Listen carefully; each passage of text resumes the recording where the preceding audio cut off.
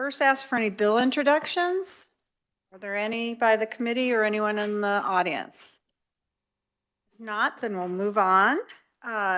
We are going to start by finishing the recommendations for the Board of Barbering and the Board of Cosmetology.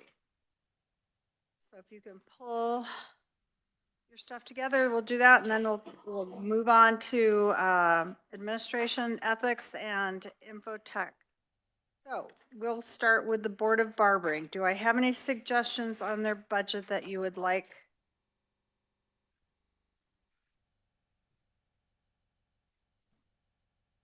To make. I will tell you what I'm thinking on the Board of Barbering, and you can tell me if you don't like it. How about that? We can get that done. Okay. I got that feeling that there wasn't a lot of consensus on this. I would like to, we start with computer-based testing fees. I'd like to give them that $5,200. I would also like to, on practical examination travel costs, I'd like to give them that $14,800 as well. National conference fee, I'd like to give them that $500. And the $500 for service fees, I also would like to give them their new tires and let them add that 1.1 FT position to increase the having to increase the executive director's workload from 35 to 40 hours per week. I will make that a motion. Do I have a second? The barber gives me a second. Let's get some discussion and we'll see what happens. All right. Representative Turk. Thank you, Madam Chair. Now, just to be clear, we're authorizing to use existing funds for those expenditures only, right? We're not adding any funds from anywhere else. It's just authorization to use fee fund. Okay. All from their fee funds. Nothing from SGF. I am all on board with this one. 2025. All right. Is there any other discussion? Oh, Representative Riley. Thank you, Madam Chair. Two things that's going to be coming up for me for these fee-funded agencies. First of all is, can we make some kind of a discussion? And again, just discussion, but pass on with that budget that we're doing, that we make a recommendation to the Office of Administration that they recommend no more than 10% be held of their budget, so that they gives them 90% of their budget in order to spend, instead of holding these thousands and thousands of dollars sitting there because they have to have 6 months sitting around. So I would ask if we could put some language in there that amount be reduced. So is that anything that could, am I talking illegal stuff here? I'm going to start all right on down the road here, but start here.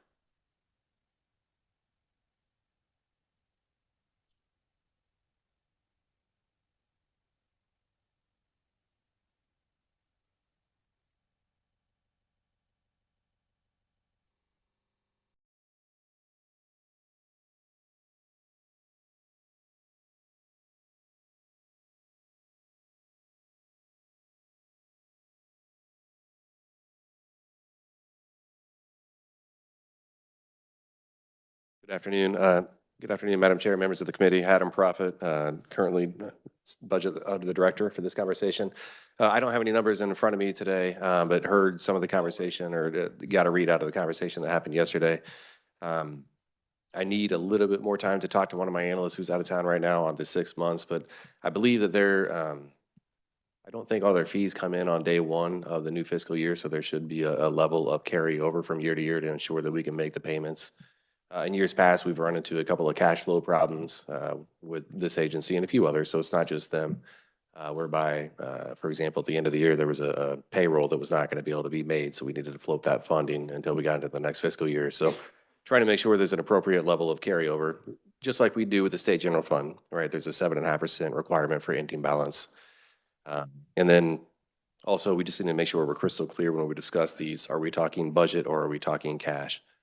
For example, there have been instances in the back where, in the past rather, where at the end of the year, they are out of budget, which is approved expenditure authority. There's an expenditure limitation, but they might have cash. One that comes to mind, and I think is this budget. If it's not, it might be a different one, very closely related. There was unfortunately a car accident at the end of the year. Thankfully, everybody was fine, no concerns there. But the agency received a payout sufficient enough to purchase a new vehicle, but they had no expenditure authority.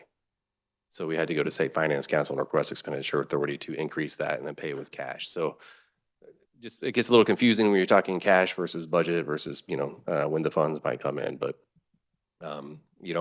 what we do in division of the budget is obviously we monitor the way the laws are written, and we have to implement that way and advise agencies what's in a budget bill and then what the requirements are. And then beyond that, we do also provide guidance and recommendations. And then when it comes to putting the governor's budget together, we do, in consultation with the governor, make the final determination on how that budget is going to be structured, obviously subject to the legislature. Great, thank you.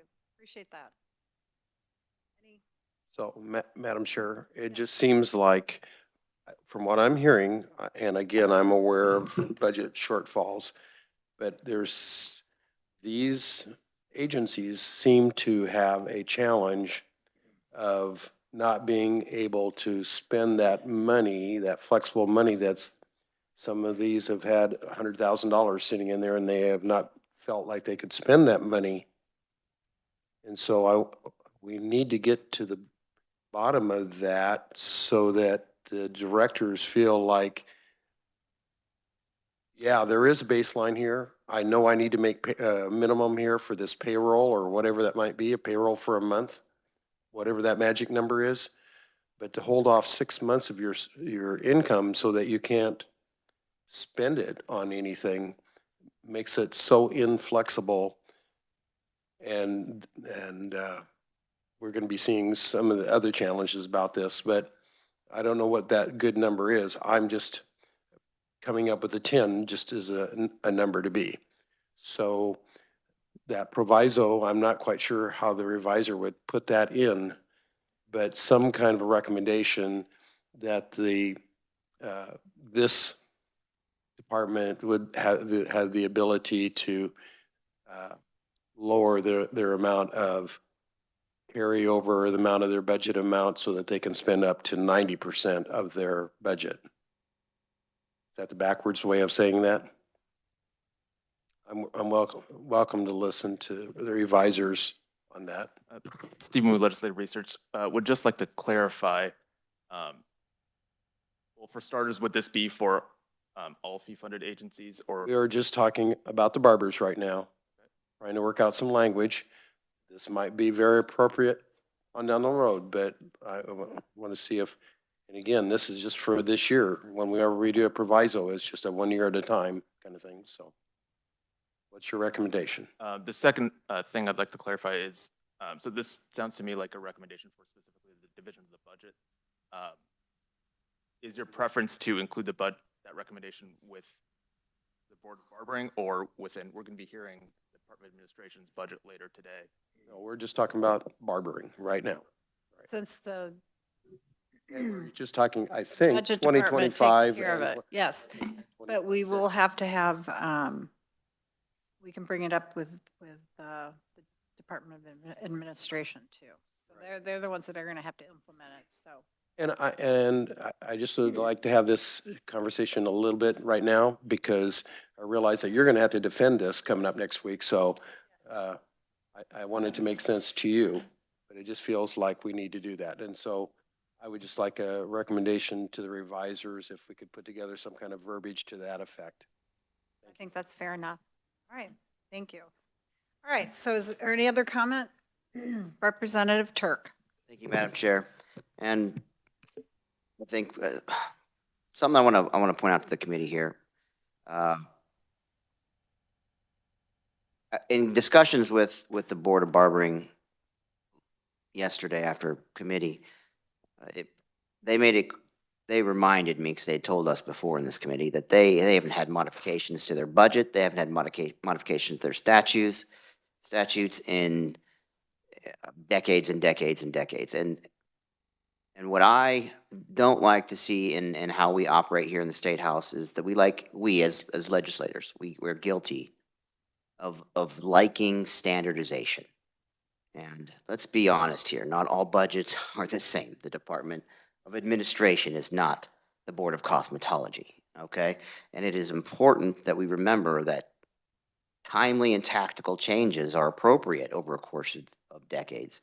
And perhaps it's time for the Board of Barbering, and I would argue the Board of Cosmetology, to have a review and a revamp, an update of statutes, an update perhaps of certain fees, update of all kinds of things, update of language. You know, language changes over time. So I would argue, and I would roll in your advice into this, that this interim, we take that opportunity to address these two budgets and update them. It is not something that we should brush under the rug or kick down the pipeline, right? It is our job to decide if whatever budget is or whatever department is still relevant, still has a purpose, still has a service to provide the Kansas people, and then how we structure it. I think the Board of Barbering clearly still has a role, and it needs updated, and the members on the board need our help. So I think we should take a strong look at updating the statutes in bill form, and I'm saying that I'm going to get started on that right away, and would love this committee's assistance with that moving forward. And I'd love to incorporate, what I think is your intent into that. All right, thank you. Representative O'Hobson. Thank you, Madam Chair. Thank you for us having a discussion. I believe yesterday we heard that for an outside audit to happen, recommendation. That was an outside audit. That was for cosmetology. Because yeah, but my point is for an outside auditor to come in and actually make the recommendation both for the Board of Barbering and also cosmetology, so that they can have their recommendations as to what needs to be done in terms of any recommendation with respect to their budgets. That's just my opinion on this, because you know you're throwing out 10. You know you're talking about interim. At least let's hear from them, these both entities, as to what they think needs to be done to change their budget. So that's just my opinion. Okay, fair enough. But you do realize Barbering has 2 employees. So understand. their auditing is probably Going back to what really easy. Going back to what he was saying, I mean, you know, their budget is different from every other agency's budget. So that's where I'm trying to lead them. So Okay. Representative Amix. Nope, you changed your mind. All of a sudden got really quiet. Okay. Do we have I don't think I made a motion. Would you? I did? Okay. And, all right. So if we're all ready, all those in favor say aye. Opposed, same sign. All right, motion passes. Let's go to 2026. I have only one question. I believe some other organization decided to get rid of Granicus. I don't know if there's a problem with Granicus.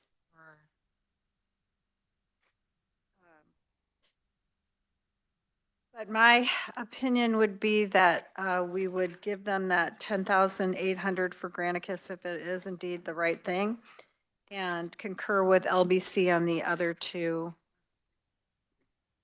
Oh, are we supposed to, are we removing Granicus? Yes, okay, forget that. I take that back. I concur with the LBC on all of 2026. Can I get a motion or a comment? Yes, Representative Amix. It should be. It is a motion. We let the barber do the seconding. All right, is there any discussion? If not, then I'll call for the vote. All those in favor say aye. Okay. And then we don't have, We don't have 2027, we just have 2026. All right.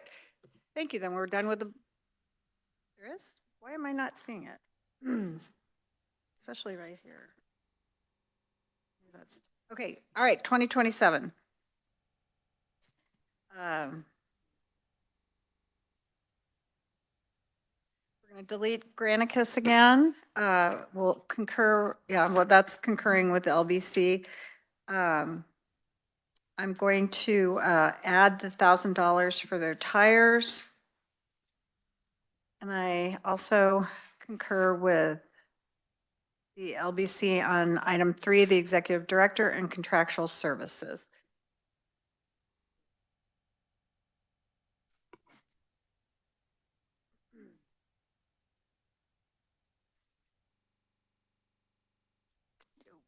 Did we need the two, did you need 1,000 for tires both years? Okay. Representative Turk. Thank you, ma'am. That's exactly what I was thinking. From what I understand, maybe, and the comments of Director Profit, they require statutorily permission to spend money. So I say we put language in 2027 allowing them to budget out for vehicle repairs and Maintenance. yeah, and maintenance. I don't, I don't know how exactly. You guys are gonna have to help me, team, to write that language, but I want them to be able to budget out, I don't know, roughly $5,000 for repairs. And anything outside of that $5,000, then of course, they come back in their regular process. And I would make that a motion. All right, is there a second to his motion? Second by Representative Pickert and a question by Representative Riley. Thank you, Representative Turk. I'm exactly with you, other than the fact that it seems like where their failing is they did not have a line item to offset buying a new vehicle every 5 years. And where our other department, other organization that we covered, they did. And so it seems like they need to have the discussion of having a line item for, and I'm not saying we are telling them have to, but I think we should recommend that they should be looking at a 5-year budget or something for replacing that vehicle. Because if they're putting the miles all on that vehicle and it's already got 35,000 miles on it, 4 years from now, they're gonna have 100, they're gonna need to replace that. And so if they need another line item, in addition to paying for tires and oil, they need one for replacement of that vehicle. Thank you. Representative Turk. Thank you, Madam Chair. I would agree 100%. And maybe we should add either, and I offer to amend my motion, or in a separate motion, add language that requests them to come up with a 5-year plan and submit that. Now, because this is a unique budget and they require permission to buy pencils, I would allow them some kind of leeway if I could. If we can't in this particular budget, then maybe we will add that language in next session's updated statute changes that I'm working on now. I'm all ears for the committee if you've got input. And Madam Chair, if you'd allow, I will amend my motion to include language that requests the agency to come up with a 5-year plan, if that's okay with my second. I'd like to just point out that in 2026, we didn't have anything in for their car. No tires, no nothing. So maybe we want to go back and put, do we want to put anything in for 26? The $1,000 for tires in 25. I'm just asking that. They were using it for maintenance and other things. So Okay. we can, Just a question. no, that's fine. Mhm. Weren't you his second or my second? I thought I made the motion. Anyway, okay. Did you second it? So you I'll got second it. You'll second it, you'll agree to the amendment. Is there any discussion? Yes. Just like to clarify, Stephen with Legislative Research, Representative Turk, your request to, for the 5-year plan on, for this agency, which entity or body did you want that submitted to? That's a good question. It might actually be two places. I think this committee would like to see it, just like to keep context, but additionally, and you can help me with this, where do other agencies come up with their 5-year plan and submit it for oversight? Now, I know other agencies do this because I've heard it in appropriations. So much of this, the short answer will be the division of budget within the Department of Administration. Much of an agency's budgeting process will be a conversation between those two entities. Excuse me. And so you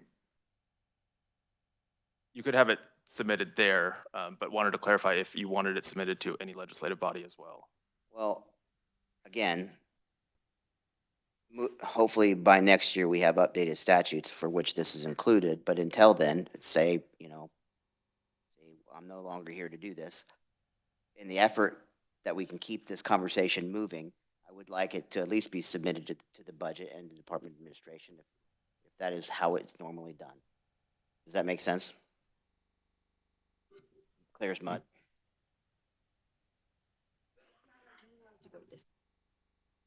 Say it again. I want as many eyes as possible. Do you want that 5-year plan to be submitted to this committee? Yes.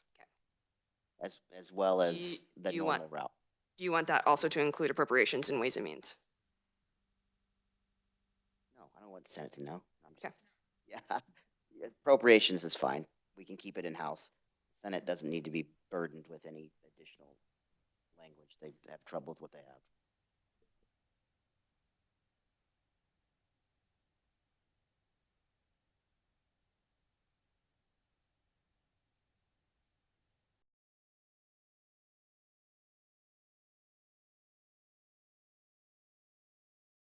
Opposed, say nay.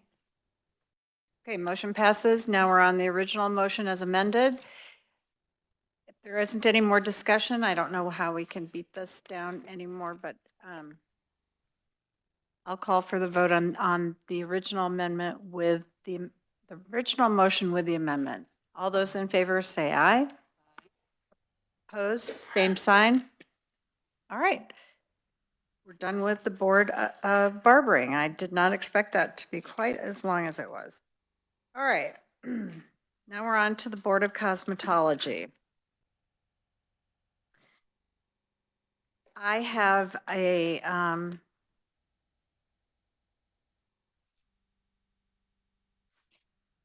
I would concur with items 1 through 16.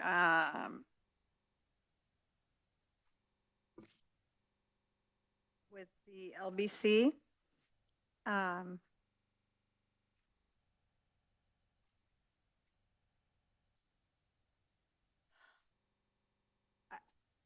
I have a problem with giving them a lot of money.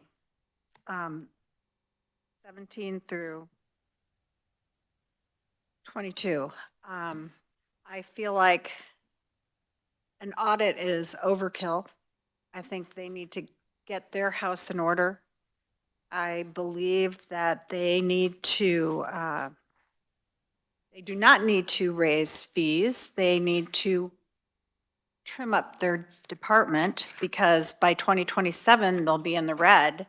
And you can't be paying all those people. You cannot be doing what you're doing. And so giving them more money will just allow them to continue to spend what they want. So is there any discussion or motion in 2020? Okay. Representative Riley. Thank you, Madam Chair.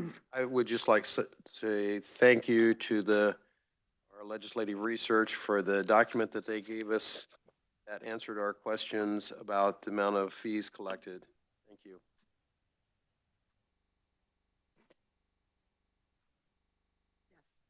Yes, it was in my book. All right, is there any other representative? Amix. Thank you, Madam Chair. The only question I have is about the building space rental. I have a little bit of hard time with the amount of money that it is. But it sounded like that they were going to be put into a position they were going to have to move somewhere or another. From discussions that I've had with the Department of, the budget director said that they can move to wherever they want to. They'll work with them. So It's taken care of. I think it's all taken care of. That's what I've been told, and I'll hold his feet to the fire if he changes his mind. But is there any other discussion? Is there a motion by anyone that wants to concur with what I've said? Yes, you have one more question. Representative Amix. Thank you, Madam Chair, and this is a question of you then. So your recommendation is to concur with the LBC on 1 through 16 and not make the additions of 17 through 22? Correct. Is that correct?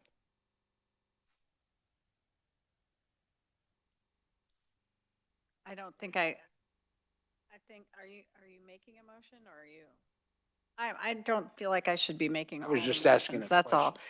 And I don't want to make Representative Turk take on the rest of it. Then I would so- make a motion to concur with LBC's recommendations, or concur with LBC's recommendation as outlined in the budget summary on items 1 through 16, concur with those, and items number 17, number 22, to not make those additions. Right. Well, that's second by Representative Pickert. KLRD.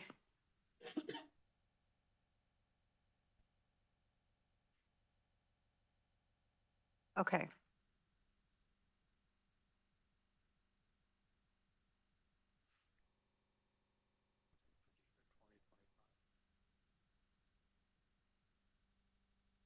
That was 2025. But I'm feeling some of it's already been deleted. So that's what she's trying to. Okay.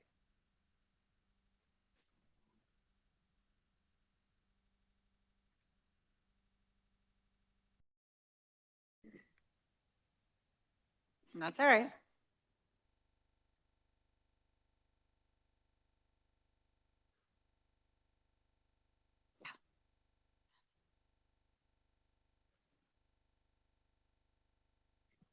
Good Do afternoon, the Madam same thing. Don't worry about it. Good afternoon, Madam Chair, and members of the committee. I am Jacob Klesby, a legislative fellow with KLRD. I was just hoping to ask for clarification on what you meant regarding items 17 through 22. Do not concur with LBC. So that is the point I was hoping to Oh, I clarify. see. Yeah, I don't want to add the money. I'm especially not in 2025. So So with items 17 through 22, they do add to a net zero amount. Items 18 through 22 equal the same $76,165. There is one FTE position. nope. I don't want anybody. And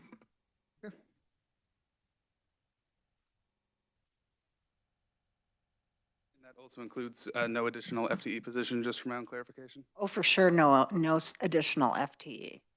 Thank you. Thank you. Sorry to give you heart palpitations. All right, is there any other discussion on this?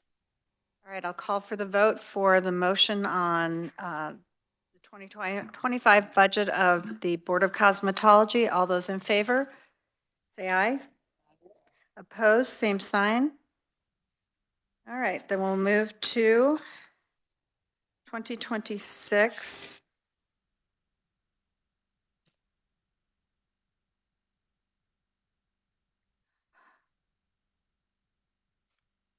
I obviously would concur with 1 through 3. I'm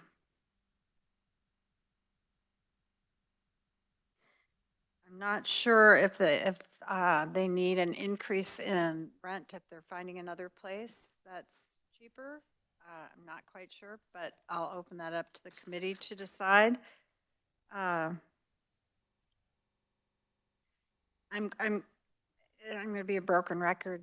They're going to be in the hole. They need to get their their house in order and figure out how they can do this without as many FTEs and without spending as much money as they do. And I don't want them to increase their fees at this point. I don't want to make their budget padded.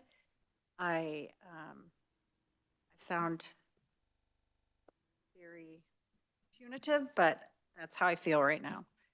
So I'll open it to the committee to discuss.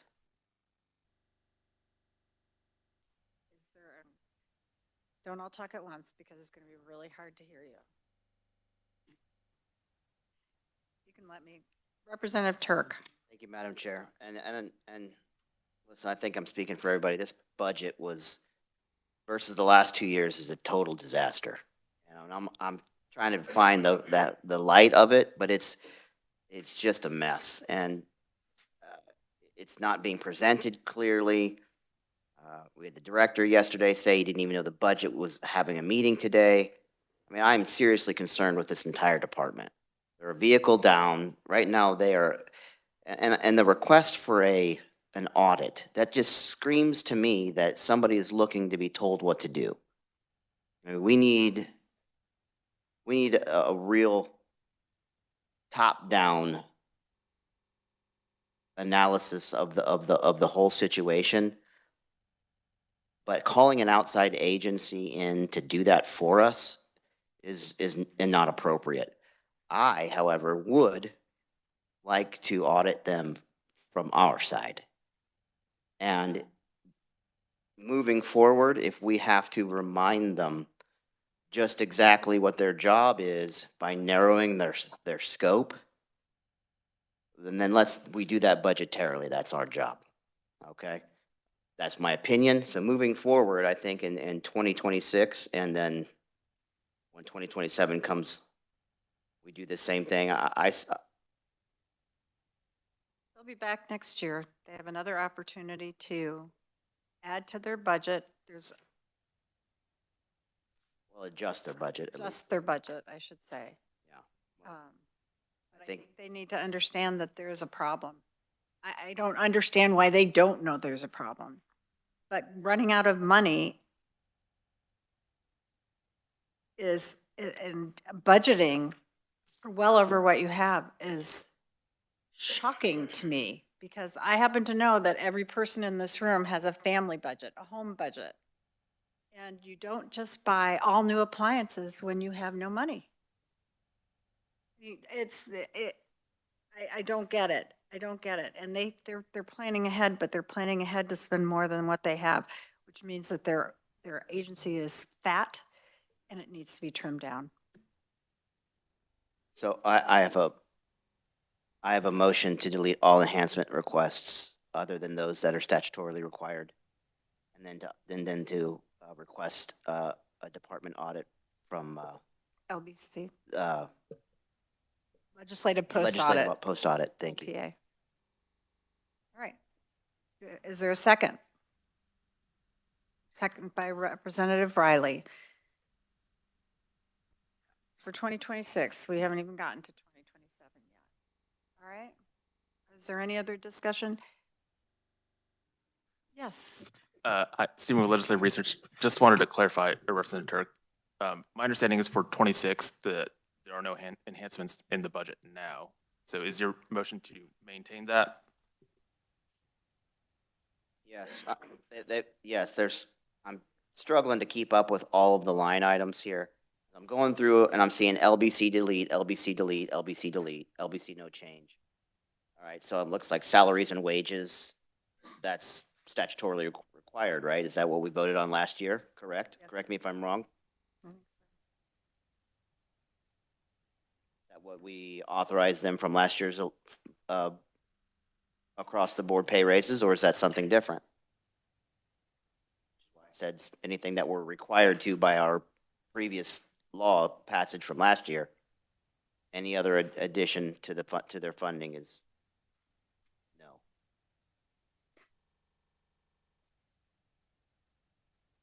I don't know.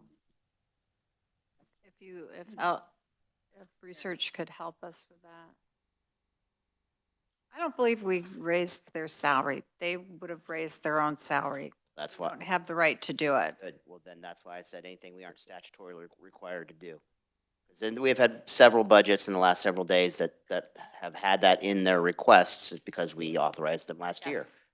right? Given that we haven't, that doesn't apply. Does that make sense now? Anything we're not statutorily required to do, like to comply with the Senate bill that we didn't give them funding for last year, to add to their payroll that we authorized last year, anything that we aren't statutorily required. I'm saying no more enhancements.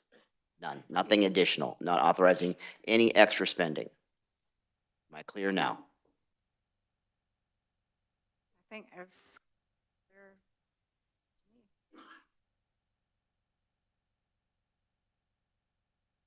I think it's pretty clear. They're just-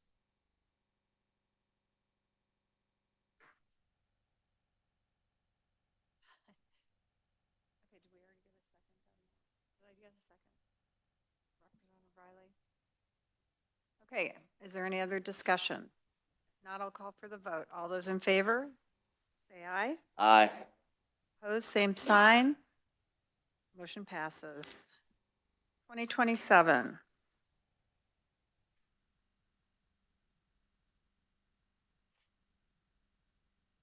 I've already made my wishes known. So, is there any discussion and any desire for anyone else to make a motion? And let me be clear, I am not against cosmetology. Look at this person here. I'm not against cosmetology. I am, the problem that I have with their budget and with their department is they want to keep raising fees so they can spend more money. And they've already set in their request for 2027, they're going to be $621,599 short. Hello, what does that tell you? So, do I have a motion? All right. Madam Representative Chair, Pickard. I move that for 2027, that we follow the LBC recommendations. Period. All right, is there a second? Representative Hubert, since he's not usually on the docket. Is there any discussion? So you're adding the cosmetology fees and the, let's see now, they're letting intergovernmental, they're adding 14,000, 5,500 for their building rent, space rental. No. I've seen. Building, say, yeah, but they're adding, that's adding money. 101,000 in salary. That's right there. They're adding 8,000 there, 12,000 there, 15,000 there, 5,500 here. Oh, that's, okay.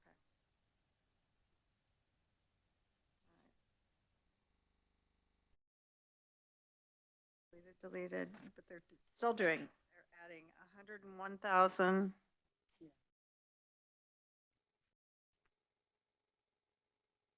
You're more than happy to. Hi, members of the committee, Molly Pratt. I just want to clarify on all of these. For fiscal year 2027 for the Board of Cosmetology, on page 11 of the budget summary, items 1 through 3 were requested by the agency and deleted by the Legislative Budget Committee. We agree to that. Items 4 through 9, under the other changes section, those were requested by the agency and the Legislative Budget Committee concurred with that request. So items 4 through 9 are, my understanding is that items 4 through 9 are currently in House Bill 2007. And that would be the same for the previous fiscal We can years. change everything next year as well. But the 101,000 for an increase for salary and wages, I think that if they trim their organization, they don't need that much.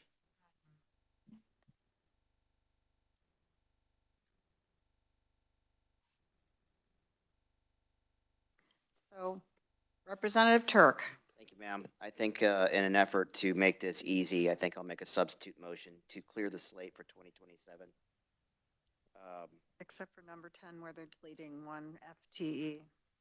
Yes, well, that's correct. And by clear the slate, I mean remove authorization for all additional funding throughout the entirety of the year for all funding requests. And I'll add that aren't statutorily required, just in case I'm not seeing. That's right. All right. A second by Representative, oh. Did you do the first one? Yeah, I think probably. That was a substitute. You made an initial motion. I made a substitute motion. All I need is a second. Representative Pickard is your second. Amix, I lied. Representative Amix has the second. Trying to gather everyone together. All right, is there any other discussion or are we ready? Yes, Stephen.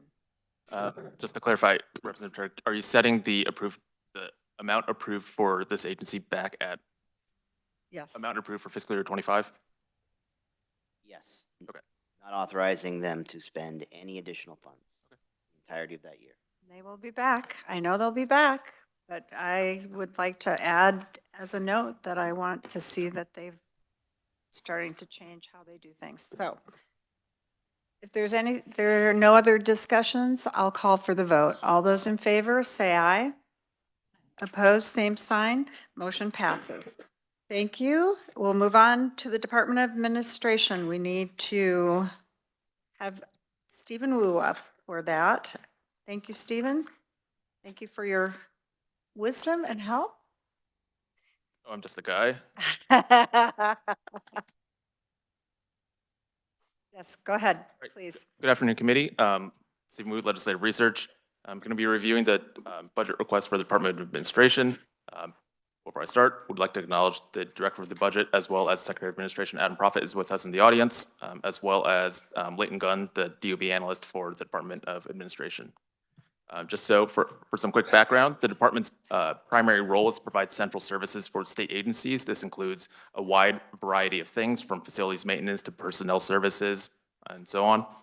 There are several unique characteristics in this budget that I'd like to highlight before we dive deep into it, especially for folks that are encountering it for the first time. The first is that this budget has both on and off budget expenditures. For this presentation, I'm going to speak only to on-budget expenditures unless I state otherwise. Off-budget expenditures are just other state agencies paying the department for various services, printing costs, rent, so on.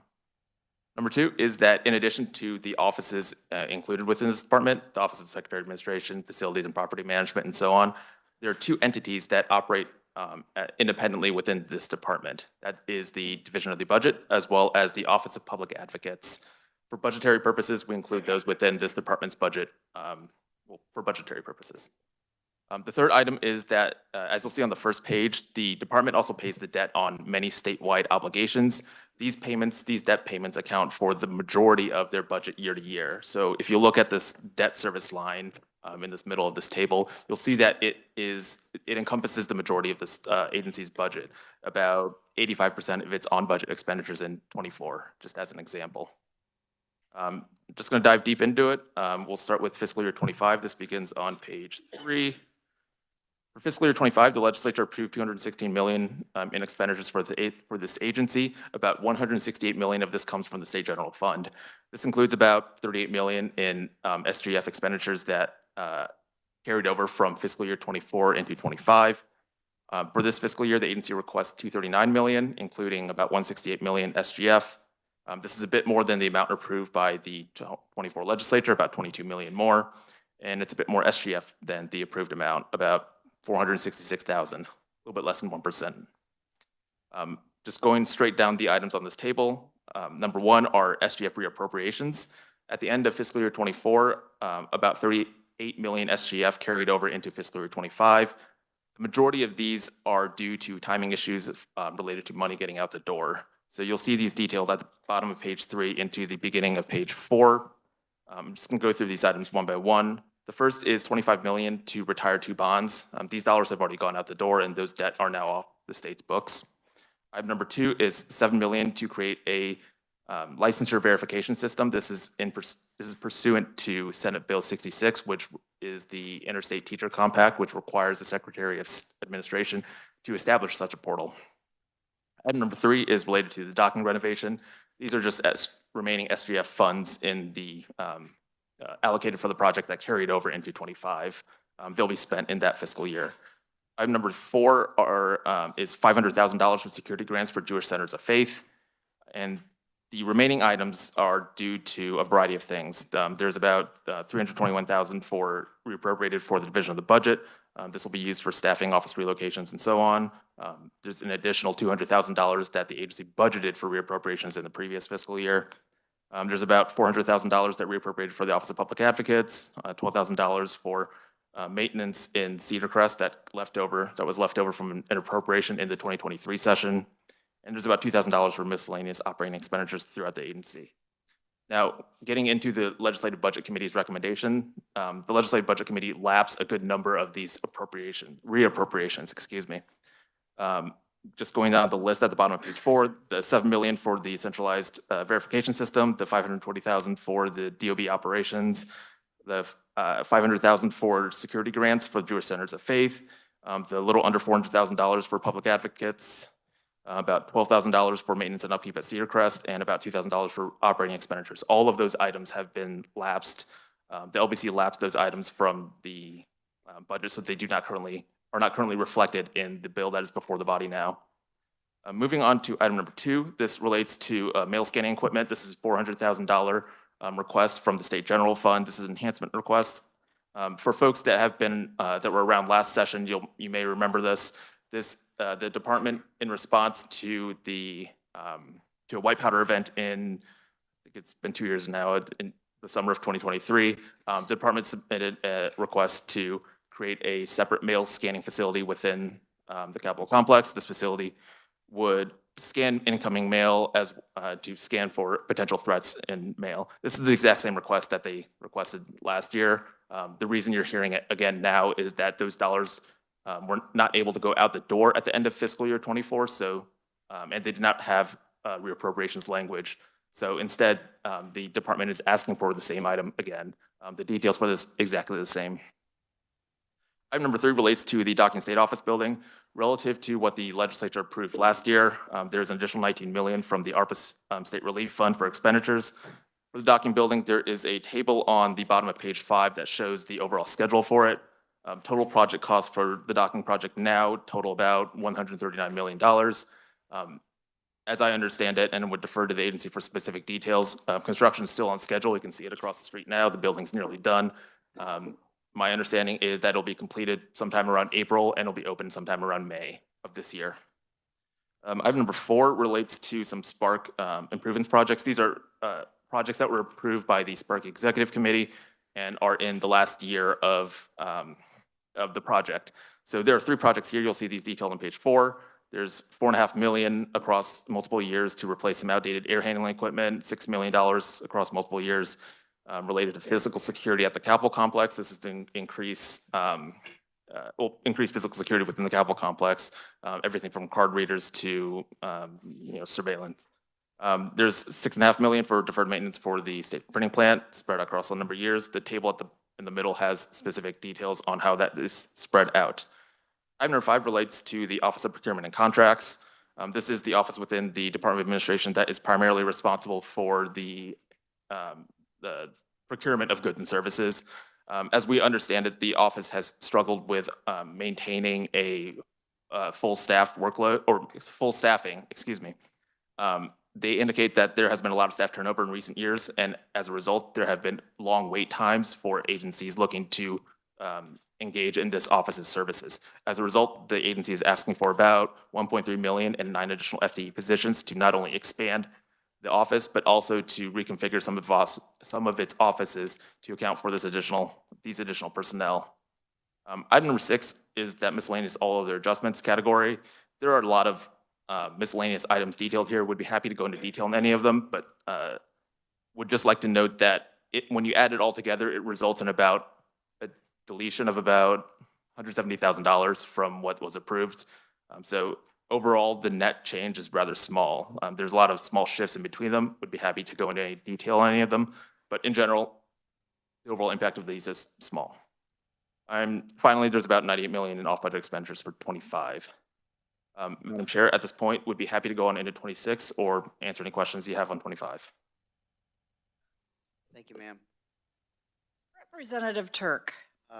Could you help me understand on budget and off budget FTE positions? Just go through that nice and slow military style for me. Sure. So I'm going to start with funds, on-budget, off-budget funds. In general, my understanding is off-budget funds are funds received from other state agencies, what we would normally consider off-budget. So one state agency paying another for goods and services, right? In contrast with on-budget, which is what this committee has largely seen before it. For FTE positions, my understanding is that if there is an FTE position that is financed by an off-budget fund, it is classified as an off-budget FTE position. Those off-budget funds can also occur if another state agency is financing a position. If the financing for a specific position occurs elsewhere in the state's budget, my understanding is that that position is considered off-budget. Follow-up question, Madam Chair. And as I understand it, this is pretty regular for this department, correct? Yes, This yeah. type of shift, one here, one there, one here, one there. Yep, that's correct. And that it's a personnel-focused department, correct? Yeah, my understanding is it's personnel driven and is largely dictated by the resources available to these folks. So as I'm reading this, I shouldn't get caught up with the exchange of FTEs and be worried that we're growing government, right? Is that a pretty good understanding? Yeah, if it would be helpful, you can track the total amount of FD positions across time. If you include both on and off, there's a relatively small variation. Okay. I feel like the last couple of years, that's always been something that we've requested, but it's hard to do. I would like to see how full-time positions in this agency flow over a course of time. If that's a document we could get, or maybe it's in this. This is a large stack and I haven't got to it yet. If it's in here, please direct me. Yep. So it's going to be half and half. If you turn to the very back of this, there's a table that includes FTE positions across time from 2017 until the agency's request in 26. This will be on budget FTEs only. So this is about half of that request. I have the information off budget FTE positions on my computer, so I can follow up with you after this meeting. Great, it provided me context, and it's not really going to alter any decisions I make. I just like to have the context. Sure thing.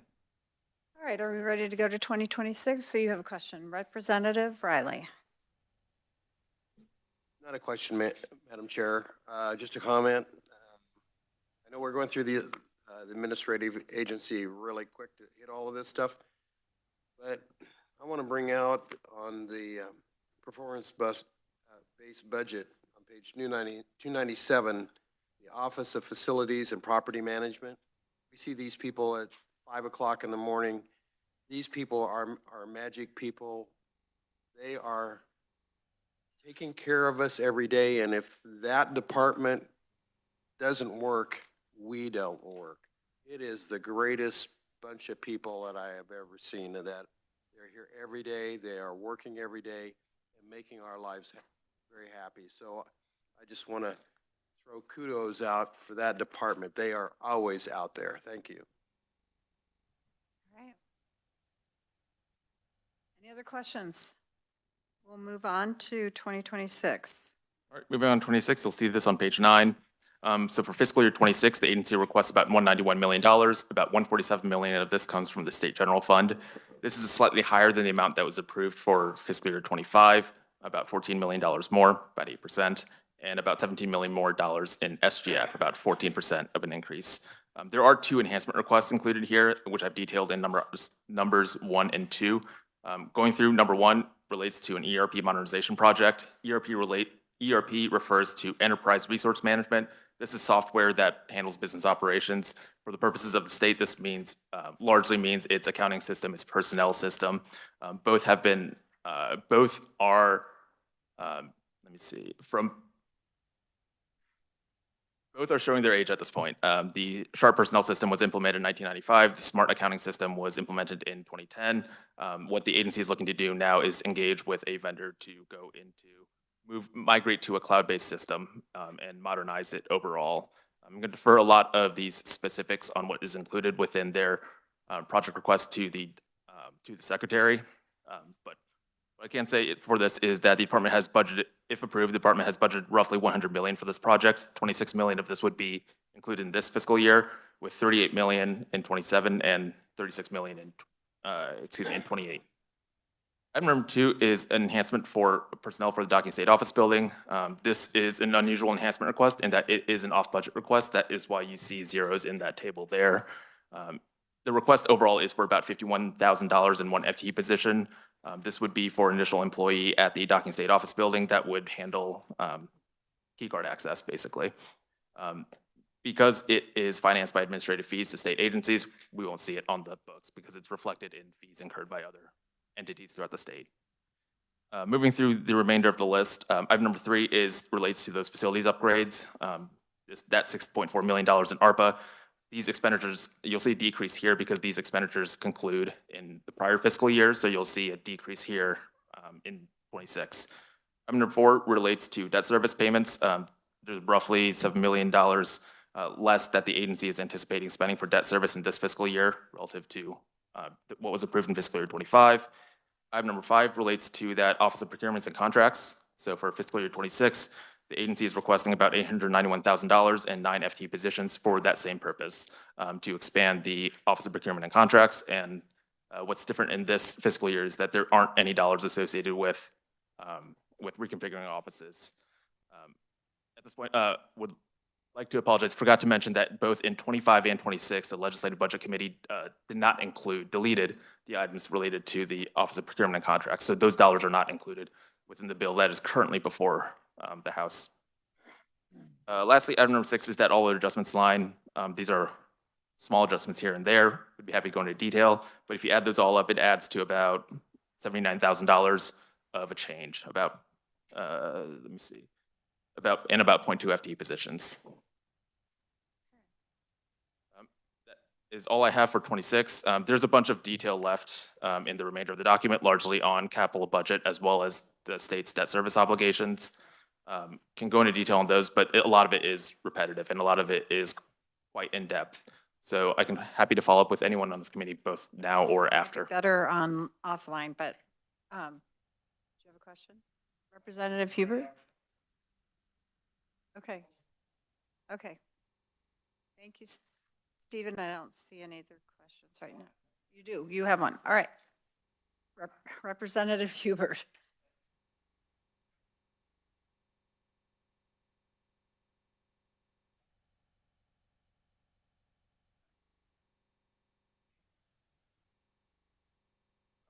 Deleted the $26 million, and I don't believe this committee probably is going to add that, but I would think maybe we could look at, when we do work the bill, and I know we're not doing that right now, but to consider having proviso to have that one item looked at by the full appropriations committee.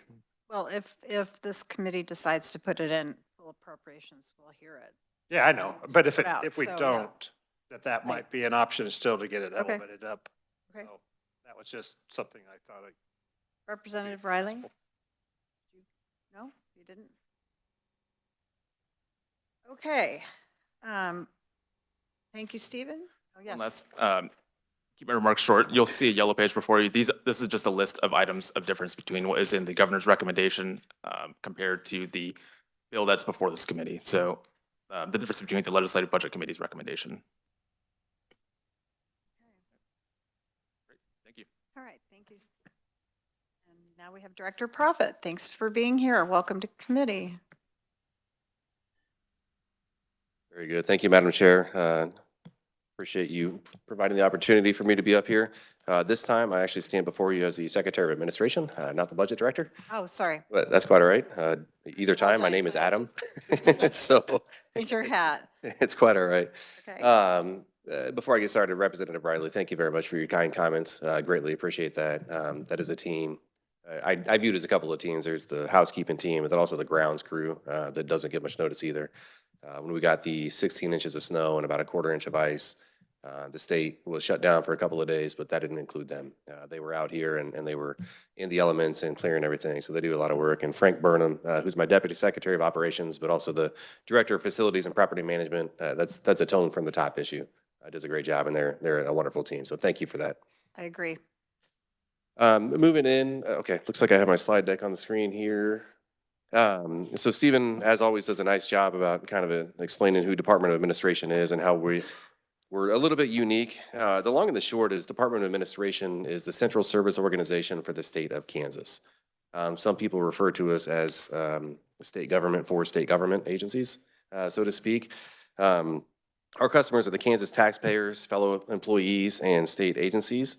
Our mission is really just to provide excellent customer service every time. And we strive to lead the state of Kansas enterprise by modeling teamwork and cost-effective business practices. So when you say central service organization, that can mean a lot of things. And my peers across the country who have similar organizations, each of our portfolios varies ever so slightly in terms of what that means for central service organizations. So what we have here on slide 3 is just talking about what we do. You can see each of the offices that we have. I'd be happy to go into more detail. But effectively, we have these split into 2 main functions, each under a deputy secretary. I have what are called the management services. So you think of those as your regular shared services, accounting, audit, reporting, fraud detection, HR, statewide HR, and procurement. On the other side, we have what's called the operations side. So it's going to be the print shop, the facilities and property management, the state employee health plan, because with the 3-legged stool structure of the state employee program, the division that's at Department of Administration really just kind of operates and makes sure that what the HCC puts forward gets done. So those are the offices that are contained within Department of Administration.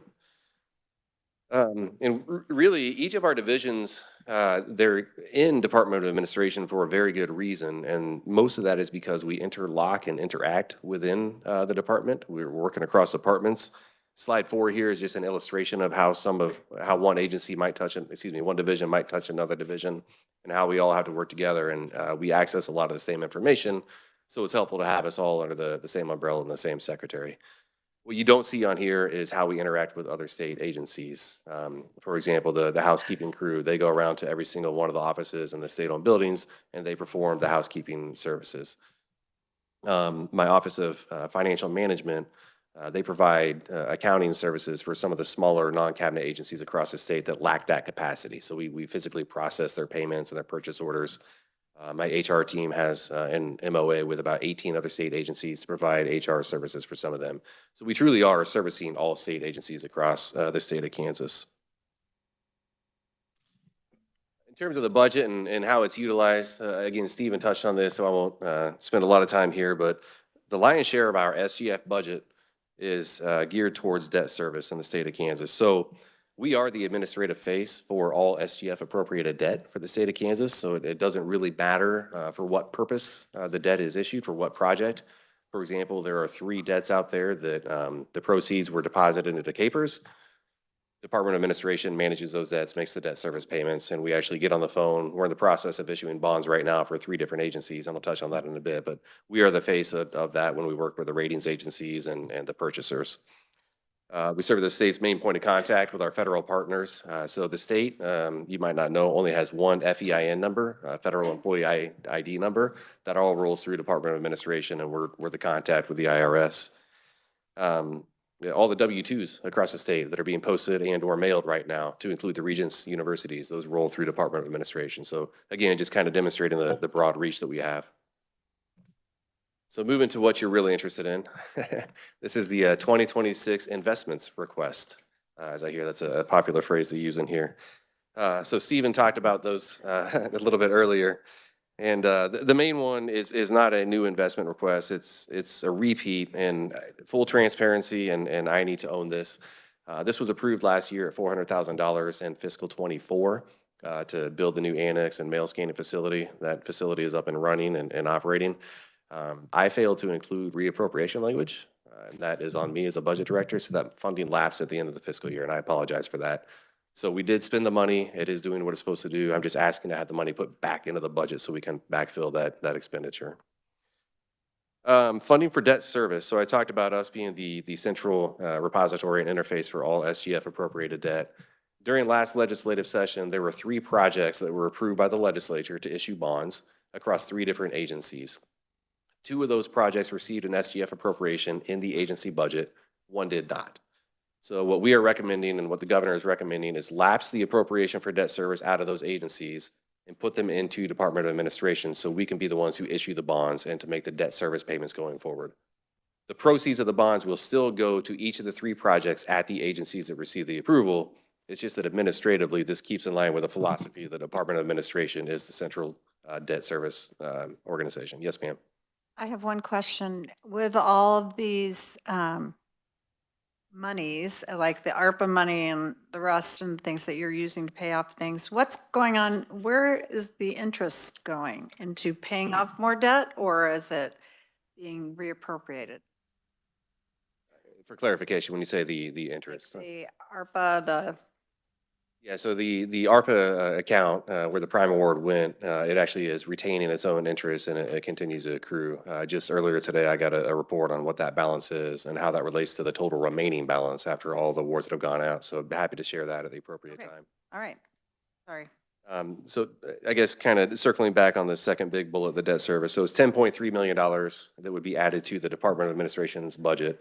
But again, about $7 million would be lapsed from other agencies that received an appropriation for this. That third agency never received an appropriation to pay for debt service. So that part is new, but the authority to issue the bond is not new. And then the big one that was touched on, and I'm going to spend quite a bit more time on that a little bit later, but $26 million to fund year 1 of a 3-year phase-in approach to stand up a new ERP. And I'll touch on that a little bit later. One item that is not on this sheet of paper, and Stephen touched on it, we are requesting to add 1 off-budget FTE to Department of Administration to administer the key card services. So when I say key card, I'm talking about the ID badges that everybody gets. That is not a net new addition to the state. There would be a reduction in the KHP, Highway Patrol's budget, because that person is employed today for Highway Patrol. But we have an agreement that when docking comes online with our Office of Personnel Services going there, we're going to transfer that function to Department of Administration. So it's a new FTE in D of A, but it's not a net new position to the state, and it's off budget. So I just want to clarify that. Moving on to reappropriations, as was mentioned, these are the reappropriations that were in our budget and that were lapsed subsequently by the Super LBC Committee. So in short, our request is to have each of these reappropriations added back into our budget, each for various reasons. So the first one, Senate Bill 66 from a couple of years ago, that's the licensing verification platform. There was $7 million that was lapsed, reappropriated that subsequently got lapsed. We'd like to have all that back. Department of Administration effectively serves as an escrow agent for this. And what I mean by that is the money is appropriated to D of A, but OITS is the one that is really working with agencies to stand up this licensing platform. And as they incur expenses, so the agencies don't have to, OITS will pay that when we refund them from this pot of funding. So a lot of it's a timing issue. For example, OITS has already spent and or encumbered $3 million of this $7 million. So they feel that they're going to get through that $7 million throughout the end of the year. There's still 11 agencies that are in process or in flight to stand this up. Jeff Maxon, the Chief Information Technology Officer, is here. I think his budget is next. If we have time, he can give you more detail, but that's the reason behind that. The miscellaneous expenditures, I would love to have back. I don't have a ton of detail. Candidly, if you lose 2,000 from here, I'm not going to fight you on it. The Cedar Crest maintenance and upkeep, again, that's another one where it's kind of timing. We tee up projects throughout the year to try to get to those, to keep Cedar Crest looking the way it is, to keep it beautiful and a good asset for the state. We think we're good stewards of those funds, so we'd like that money reinstated. Pardon me. The Jewish Centers of Faith grants of $500,000. That is purely a timing issue. So this is money that was appropriated to Department of Administration last year to pass through onto Jewish Centers of Faith for security provisions. We just weren't able to negotiate the MOA and how that structure is going to look with these entities until July of this year, so the cross fiscal years. We have the MOA in place. They have utilized the funds. We need to have that money back so we can get them to that for the intended purpose approved by the legislature last year. The other two are outside of what I would call D of A proper, but as explained, there are some offices that sit within D of A administratively. So the Office of the Public Advocates, $399,000. So there's about 266,000 that remains within D of A, but the other $133,000 was actually transferred over to the Office of the Child Advocate. So if you think back, a couple of years ago, there was the executive order that made the Office of the Child Advocate, and it was within Department of Administration, and they kind of shared a team with Office of Public Advocate. Last year, the legislature codified the Office of the Child Advocate and pulled it out of Department of Administration and make it a standalone entity. There was some nuanced technical difficulties contained within the budget bill that didn't appropriate the funding. So we, in consultation with KLRD, moved some of that money over to the Office of the Child Advocate because that was the amount of the money left over that should have gone with them to their new office. So the point is, if you lapse the entirety of the $399,000, we're cutting into the base funding for Office of Child Advocate that should have been moved over there in the first place. So the request is to leave that part alone. And then division of the budget, there's about $521,000 there. Would love to have that all back. There's a whole host of purposes that these funds are utilized for. Quite frankly, in the interest of ensuring that we're being fiscally responsible, I think we can trim out $220,000 of that. But if we can get $300,000 back for division of the budget of these reappropriations, you have my commitment. These will be put to good use, and we'll be good stewards of that. I'd be greatly appreciative of having that $300,000 back. So moving on just a little bit, I'm not going to spend a whole lot of time here, but I know there's been questions about Capitol Complex rent rates and what it may or may not cover. So I have a slide on here that shows what the fiscal 25 and 26 rent rates are, both for office space and then for computer room space, and then also the monumental building surcharge. So the rent rates that you see on the top section are for any of the state-owned properties within the Capitol Complex, and I've got them listed there. It's Docking, Eisenhower, Landon, Memorial, Curtis, KDHE Lab. Monumental building surcharge is for any building inside Shawnee County, regardless of whether it's state-owned or not. So if you have a private lease at a non-state-owned building, you're still paying the monumental surcharge. And that's really to ensure that we keep up with the rehab and repair of the Capitol Complex, and the reason why will become clear on the next page. So let's actually just go ahead and go on to the next page.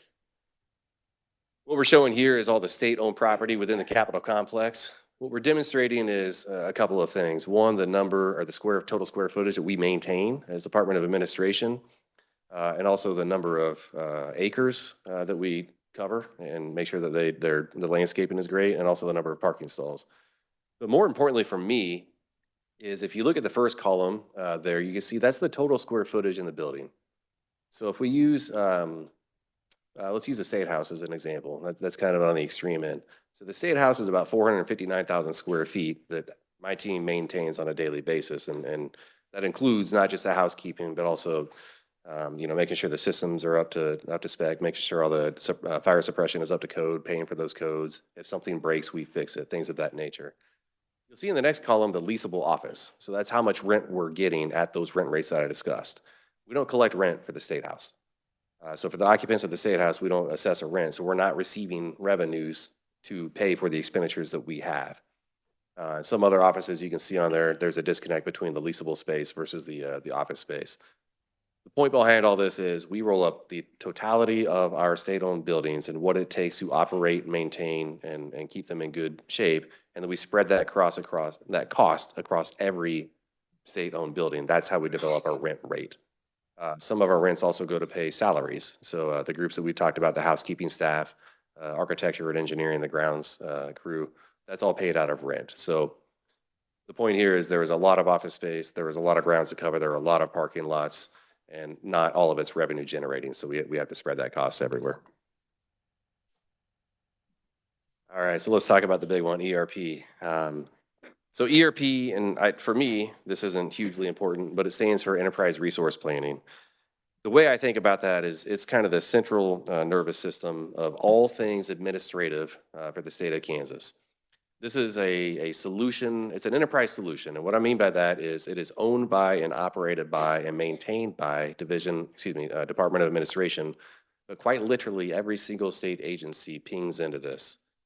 Payments that go in and out, whether it's across agencies or to taxpayers. If somebody files their taxes at the end of the year and they choose to get a paper refund, they're going to file those taxes. We'll get that information. We have to set up a job that gets shot out to the print shop. They then print a check and it goes out. It's payroll, it's accounting, it's budgeting, it's human capital, so HR. It's everything that it takes to administratively operate a business. And every business of any size is going to have an ERP. I will start by saying our ERP is not broken. We've got a great relationship with our current partner. We get Oracle as our partner for both the human capital management and financial management. But it is highly inefficient and it's been around for quite some time. We operate on what's called an on-premises solution. So we actually purchase a license from Oracle to operate that, and we pull that down here. And then I have an IT team who actually goes in and develops a lot of the apps and the solutions and maintains the integrity of it. And then we shoot the hosting over to a third-party vendor for the hosting services out in Virginia. What the industry is largely moving to is what's called a cloud-based solution. And what we want to do is move to a fully integrated end-to-end cloud-based solution for all things ERP. So right now, I talked about Oracle. We have one solution for them for financial management, and that's Smart. So the Smart system, you might have heard about that. That's where it tracks all of our financials and accounting. We have another, and that was implemented back in between 2008 and 2010, which doesn't sound like a long time ago, but today's 2025. So that was like 17 years ago. And this project, if you said, you know, Adam, go ahead and go forth and conquer, you have the money, the approval, go now. It's going to be 3 to 5 years before we stand this up. So 3 to 5 years from now, if we're already 17 years old for that component, we're going to be 20 years old by the time that we actually stand it up. Sharp, on the other hand, is our human capital management, our HR system. That was implemented, I think, in the late 90s, between 95 and 98. To be crystal clear, what we're operating does not look the same today as it did in 95 to 98. We get version upgrades from Oracle over time that patches security. So I'm not trying to paint a doom and gloom. But then we have a budget system that's called IBARS, and that is not through Oracle. IBARS stands for Internet Budget and Reporting System. That was implemented around the year 2000. IBARS connects to neither Sharp nor Smart. So when we do budgeting, what we have to do is actually get into those. We get into Sharp for positions, the number of FTEs. We get into Smart for the financials. We draw that down. We do an upload into IBARS. Go through and we scrub the data, we roll forward all the rates and the costs and everything. We have a starting point. Send that out to the agencies go through and they do their work in IBARS, again, a 25-year-old system. And then we get it back in DOB and we kind of pull it down. We have to upload it into Sharp and Smart and make sure everything is tied there. So at no point can you pull a budget versus actuals, right? There's just no comparison between the two. They don't. So I say all this to say that, you know, again, we have a system in place. We figured out how to use it. But the way I describe it is we support our systems. We don't have a system that supports us. And that's what we're trying to move to. This is not a small ask. I recognize I'm asking for a lot of money and investments, and I recognize the state is really not in a position to say yes to a lot of things. I know that because as budget director, I said no to a lot of requests over the last 4 months. What I would say is this is something that is going to happen to the state and an investment that the state is going to need to make in the next 3, 5, 7 years. So this is not going to be a choice at some point. And I don't want to speak for our vendor, but they have notified those that use an on-prem solution that they'll give a 10-year notification window when they're ready to shut down on-prem and move to cloud. I don't want to wait for that notification. If we wait for that notification, then we're going to be in scramble mode and we're going to be looking for implementation specialists, and any other state that waited for that is also going to be looking for that. So we're going to have reduced resources or resources spread pretty thin. So what I didn't state is that we partnered with an IT vendor who they're a partner. They're out in the marketplace. They are vendor agnostic. What they do is give guidance and support to state or entities like us looking for ideas on what we should be doing, and that company is Gartner. Where we landed with Gartner is they offered us 4 solutions on how you should move forward.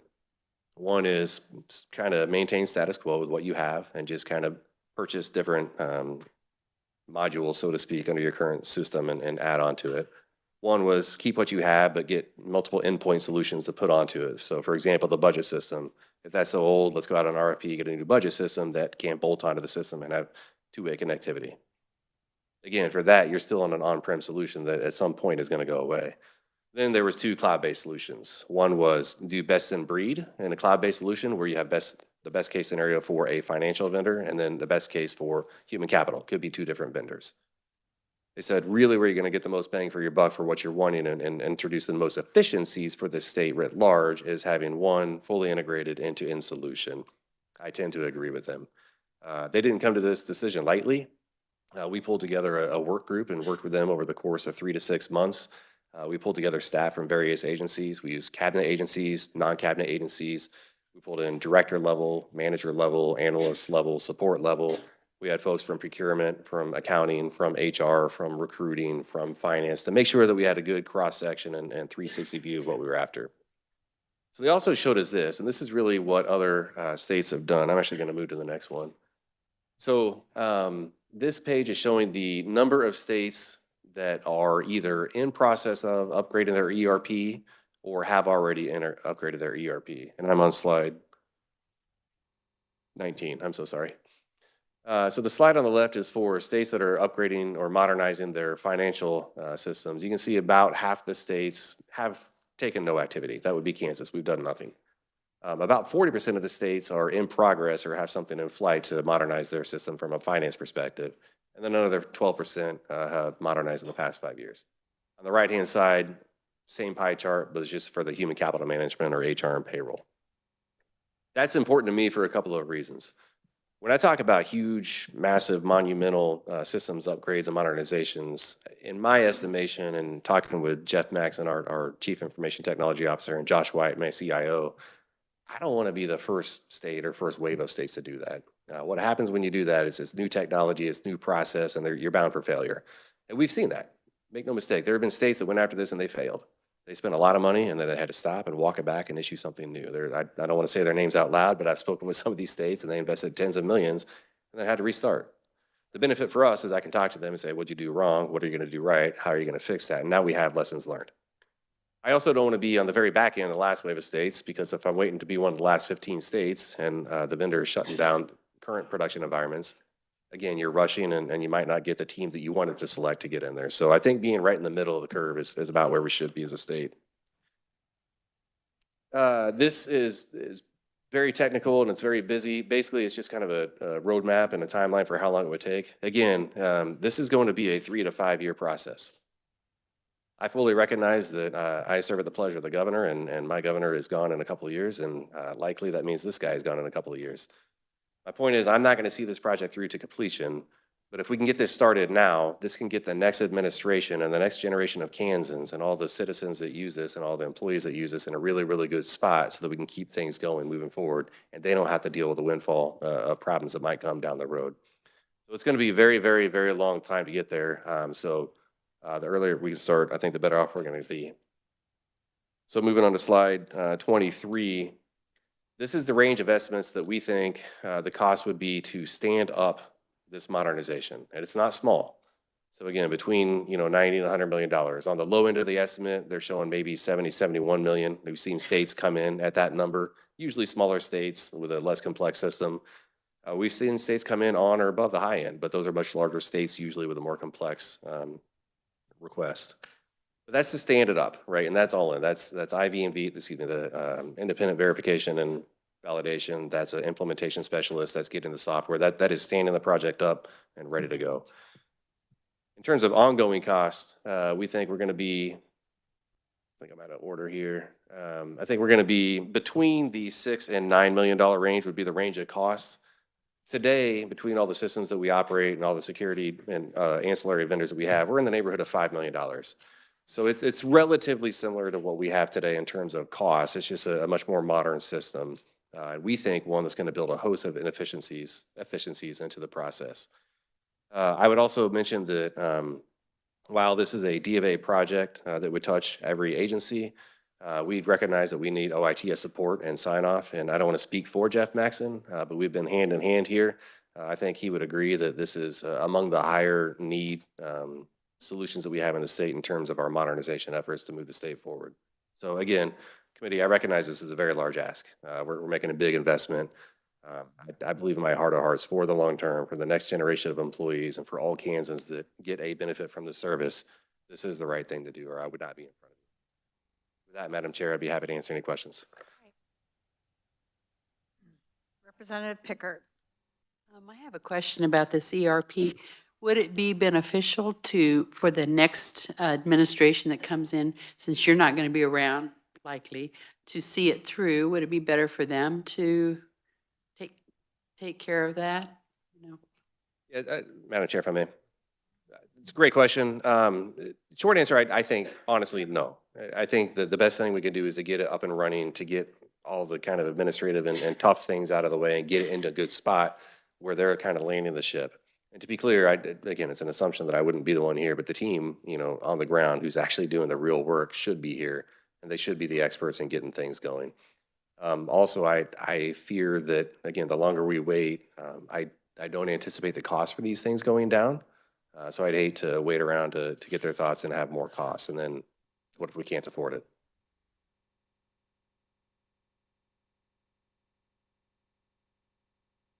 Representative Briley. Thank you, Madam Chair. So, Adam, after this is $100 million purchase, what we saw in a couple of departments was the fact that they bought a piece of software, and then all of a sudden, now that they have these folks that they are tied into that are charging them enormous amount of money for upgrades and updates and all that kind of stuff and maintenance and stuff. I mean, we will control that software. Is that correct? We will own that software. Madam Chair, if I may, thank you for the question, Representative. So we will have ownership of what is provided to us. It is because, and I might need my CIO to help me on this, because we anticipate it being a cloud-based solution, the upgrade cycle and the update cycle and the security patch cycle would be up to the vendor. Generally speaking, I think they're going to work with their larger clients to make sure that it's on a timeline and a cadence that's going to work for us. But yeah, the ongoing costs that we anticipate should include some of the upgrades and the maintenance and making sure everything's on the up and up going forward. Well, I'm just worried that they'll get us over, since we're putting so many things in, we're putting so much into one piece. Rather than having 3 vendors or 2 vendors, we have one vendor doing everything that we would have to worry about, that they would have us over the back and charge us money that we would just not be able to keep up with, uncontrolled costs on the updates. Yeah, Madam Chair, if I may, and thank you for the question. I would contend that it's no different than the situation we're in today, because each of these systems are critical that we have today: the financial management, human capital management, budgeting, and procurement. So if any one of those did that today, it's the same situation. And to stand up a new, say, budget goes down, to stand up a new budget tool, we're a year or 2 out on something like that. So instead of having exposure across 4 different systems, our exposure is in one system, and the goal would be to have scale and the relationship there is such that that does not happen. Madam Chair. So, but on the same hand, we would, if we had 3 vendors and one of them started now and one of them started treating us poorly, we could still say, well, we would have a little leverage of saying, well, we're going to look for an RFP for HR, and we'll be out of your life in 2 years. Where this way we are hung up by one vendor for a long period of time. That's all I'm looking at. All right. Is there another question? Representative Turk. Thank you, Madam Chair. First of all, I always really enjoy your presentations. You're always so thorough, and I always find the hardest thing about it is I get so many questions that I can't write them all down in time. But I'm glad we're going in depth on this ERP proposal. I heard of it a few days ago, and I did a little digging myself, so I had some questions ready. First of all, the last 3 years, all I've heard in all my budget committees is FTE, FTE, FTE. And I'm convinced that how we get to a point where we can start creating efficient government are things like this. And if we really want to shrink the size of government, and I think that is something that most people agree with, we want to shrink the size of government and become more efficient, we have to start implementing things like this. And I appreciate the fact that you are willing to plant seeds in the ground for trees that you will never sit in the shade of. I love that. And I want I want to help you see that through. Now, there aren't very many vendors out here that can do this. I'm guessing this is going to be a bid situation. Yep. Do you have, are there any big guys out there? Are there any Googles out there that kind of specialize in this, that the majority of states are using, that we can look at and investigate from our perspective, do a little homework from our perspective that we can see? That you think would be, one of the competitors? Madam Chair, if I may, thank you for the comments and for the question. I appreciate that. I would say that there are not 25 vendors that could do this and do this well, but there are more than 2 vendors that could do this and do this well. To answer your first question about RFP, absolutely it would be an RFP. And candidly, if we get the approval and the funding support, we won't issue an RFP for many months after that. And the reason is we need to sit down and really do some reports, requirements, and requirement gathering and really design what it is that we want to put into the RFP so that we only get responses that will serve the needs of Kansas. I have a handful of names that I could say out loud. I'm a little hesitant to because I don't want to leave somebody out and make it look like I'm showing favoritism. But yeah, there are probably 5 or 6 that are in this space that could do well. Madam Chair, if I could have a follow-up question. Absolutely. Thank you, ma'am. Yeah, I understand. I was kind of thinking that after I posed the question, but I was hoping there's just 1 or 2 or 3, but if there are several, that's great. That goes to competition. Okay. And you can give me some ideas later afterwards, just so I can do my homework, my due diligence. But I think it's important to know maybe what are some things that you'll be expecting. What are some of our neighbors using? What are some things that you could tell us here in the committee that would help us in future decision making? Yeah, Madam Chair, if I may. Again, thank you for the question. It's again what we've learned from a couple of the states that my peers, again, don't want to name the state names, but sat down with them and where they failed, quite frankly, was to rush the process and to not do the requirements gathering and data validation up front, right? The more time you spend up front, the more time you spend planning, the better of an RFP you're going to be able to develop. I would like to, quite frankly, pull in a consultant to help us develop the RFP to make sure that we hit that, and a consultant that has been in other states and that has worked through this process. I think that's the only way that we're going to get a quality system. I think hearing from other states and or vendors about what they're able to do, or at least having conversations with them, maybe one-on-one in your office to see what the capabilities are, would be wise use of your time if this is something you're interested in and considering supporting later down the road. I think that's the best answer I can give you.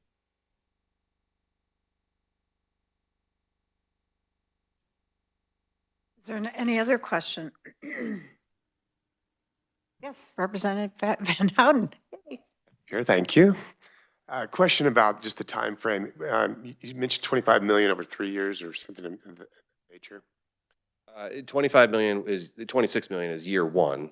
Year 2 and 3 would be in the neighborhood of 30 to 35 million, and that's our estimate. So can we even stretch that to 5 years? Say, drop the number, or is that more desirable for implementation to have it shorter time frame?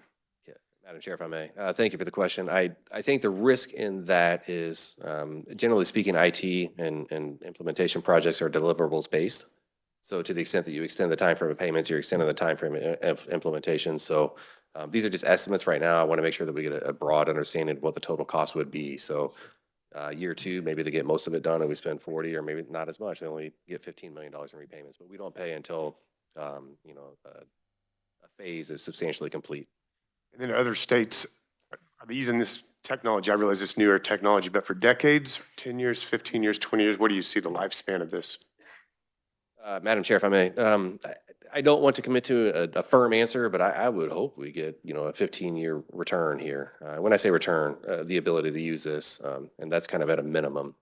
But I have also made the point to say that somebody having business with the state of Kansas today does not earn them the business tomorrow. That it certainly helps, and it's something they can point to through the RFP process. But the goal would be, with this kind of effort, both financially and people intense, with the work they're going to have to put into it, I'm hoping it's for the long haul. Thank you. Okay. He has not felt well, so we're glad that he's back and he's getting into fighting form to ask lots of Glad questions. he's not quite there yet. Not quite. He still has some problem. We're dropping like flies. That might be a good thing for you. I do appreciate the paying off of some of the bonds and trying to get back to that. I was quite alarmed to see that our interest payments almost equal our principal payments. Is that correct? I don't have that in front of me, Madam Chair. I believe the answer is yes, and probably largely driven by the fact that in 2021, that was our most recent bond issuance. It was $500 million. It was a Capers bond, arbitrage bond. So the way the amortization schedule works, you're really front-loaded on interest. And we also did one in 2015, so we're 10 years into that amortization schedule, so that should start to level off and see. But yeah, it's how they make their money. Okay. Does anyone have another question on the department? What? We could keep you here forever, I think. And I know this has nothing to do with your budget. However, my comment to Frank Burnham is we're waiting for internet in the parking garages because I cannot even tell you how dangerous it is to have people down there, especially when I leave the Capitol after 6 and I'm like the only person in there and my phone doesn't work, so. I am working closely with OITS. We have a vendor putting a cost together now for implementation. I will have it done before next session, but we will get on it as soon as possible. We could not boost cellular service, so Wi-Fi is the way to go. So that's what we're working on. I've heard you. Thank you. And then the key cards are being changed as well. Thank you. My previous committee chairmanship is bleeding into this one, but I get to see all the people I want to talk to about it. So are there any other questions for Director Profit or any? Heck, I just asked anybody I wanted to a question. So, you know, we can call up someone in the back row. I don't care. So, all right. Well, thank you. Thank you very much for being here. Thank you, ma'am. We're going to be going over the recommendations for this tomorrow. Before we move on to governmental ethics, I want to tell everyone that we will, pardon me? I thought OATS was last. Yes, so we're going to, but I want to point out to the committee that we are not going to be able to have an earlier committee meeting on Friday.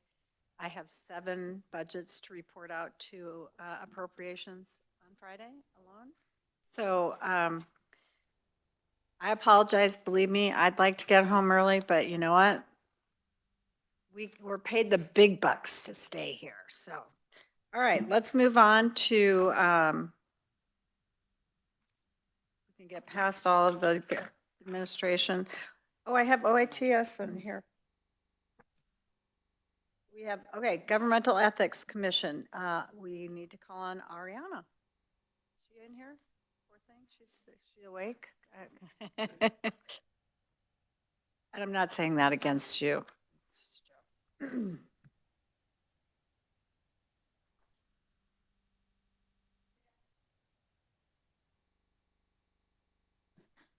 Good afternoon, Madam Chairwoman and committee members. My name is Ariana Waddell, and I am a fiscal analyst representing the Legislative Research Department.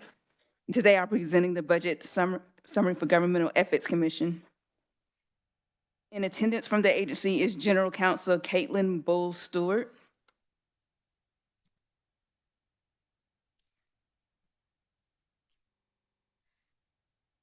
The Governmental Ethics Commission is charged with administering, interpreting, and enforcing the Campaign Finance Act and laws relating to the conflicts of interest, financial disclosure, and the regulation of lobbying. And if you could please turn your attention to page 1 of the summary. The table is a budget summary of FY 2024 to FY 2026. The agency is financed entirely through state general funds and the Governmental Ethics Commission fee fund. The Governmental Ethics Commission Fee Fund collects revenue from fees paid by political action committees, lobbyists, and candidates. The amount of the revenue collected each year depends on the election year cycle and the number of elections that are held. If you could please turn your attention to page 2. The agency requests a revised estimate of $863,000 in all funds, including $560,000 SGF in expenditures and 8.5 FTE positions in FY 2025. Figure 4 shows that the agency base budget includes SGF reappropriations of $5,266. And the reason for the reappropriations is the timing of payments. The agency indicated that the funds will be spent on increased costs for janitorial services, postage inflation, and commodities inflation for water, among other budget adjustments such as database software, increased Office 365 costs, computer replacement, and conference costs. And I note that there is no change for the amount approved by the 2024 legislature. Any questions for fiscal year 2025? Are there any questions? Go ahead. If you could please turn your attention to page 3 for the fiscal 2026 analysis. The agency requests $1.1 million in all funds, including $788,000 SGF in expenditures and 10.5 FTE positions for FY 2026. This is an all funds increase of $247,000 or 28.9%, including an SGF increase of $233,000 or 42.1% above the fiscal year 2025 approved amount. The request includes $227,000 and 2.2 FTE positions for additional personnel and office relocation. And this includes $186,000 to add 1 compliance attorney and 1 auditor. The base salary for the compliance attorney position would be $80,000 along with associated fringe benefits. And the agency indicated that this funding is needed to ensure that the person who provides guidance is also the same person who is responsible for enforcement, and also to help avoid potential conflicts. For the auditor position, that's the base for that position is $57,000 along with the associated fringe benefits. The request also includes $40,000 for building space rental. So the agency is currently located in the Bills building in Topeka. According to the agency, the existing office space does not provide adequate space for the additional staff they are requesting, and the current lease will expire in November 2025. And also within the request is a $10,000 SGF for one-time moving expenses. And the agency also includes a decrease of $8,500 SGF for eliminating the conflict counsel contract with the Office of Attorney General. And also within the budget, there's all adjustments, which includes a increase of $19,000, including $5,000 SGF and base budget expenditures due to all other adjustments. And these increases are primarily related to increased employer contributions to the health benefits. Additionally, there are increases for the new building space rental, employee parking, and the monumental building surcharge. There's also increases in janitorial services due to a transition in building management. These increases are offset by decreases in database fees due to termination of a contract, database data storage, postage, and mileage for the commissioner. Any questions for FY 2026, Madam Chairwoman? Are there any questions by the committee? If not, we'll go ahead and keep going. Please turn your attention to page 5 of the summary. The agency requests $1.1 million in all funds, including $330,000 and 330,000 SGF in expenditures and 10.5 FTE positions. This is an all fund increase of $250,000 or 29.2% increase. And this also includes an SGF increase of $224,000 or 40.4% above the FY 2025 approved amount. So Figure 10 shows the agency request, which includes one enhancement, which is similar to the same enhancement request for FY 2026, but this does not include the $10,000 for the one-time moving expenses requested for FY 2026. And for the compliance attorney and one auditor, the agency is asking $187,000 for the building space rental, the $40,000, and once again, there's a decrease of the $8,500 for eliminating the conflict counsel contract. If you could turn your attention to page 6, it shows all the other adjustments, which there was an increase of $31,000, including $5,407 SGF, and this is related to, once again, the employer contributions, the health benefits, that increases. And in addition, there's increases in the building space rental, employee parking, monumental building surcharge, and janitorial services in Office 365 and computer replacement. And these increases are offset by decreases in database fees due to termination of contract, database data storage, and postage. Any questions for FY 2027, Madam Chairwoman? Okay, are there any questions? If not, thank you, Ariana. And we have joining us today, not Mark Skoglund, who is not going to be here at all, Governmental Ethics Commission Attorney Caitlin Bull-Stewart, who is kind of been thrown to the wolves. So I appreciate your being here. Welcome to committee. Thank you for having me. Is that on? Yes, okay, adjusting. I appreciate you having me at especially short notice, adjusting and being flexible. I very much appreciate that. I intend to keep this as succinct as possible. Ariana did a phenomenal job walking you all through, and KLRD, very appreciative of the budget summary that they provide, very thorough, and the charts are incredibly helpful. I want to keep this focused on the enhancement. I presented my written testimony for you all, which I also attempted to keep as succinct as possible.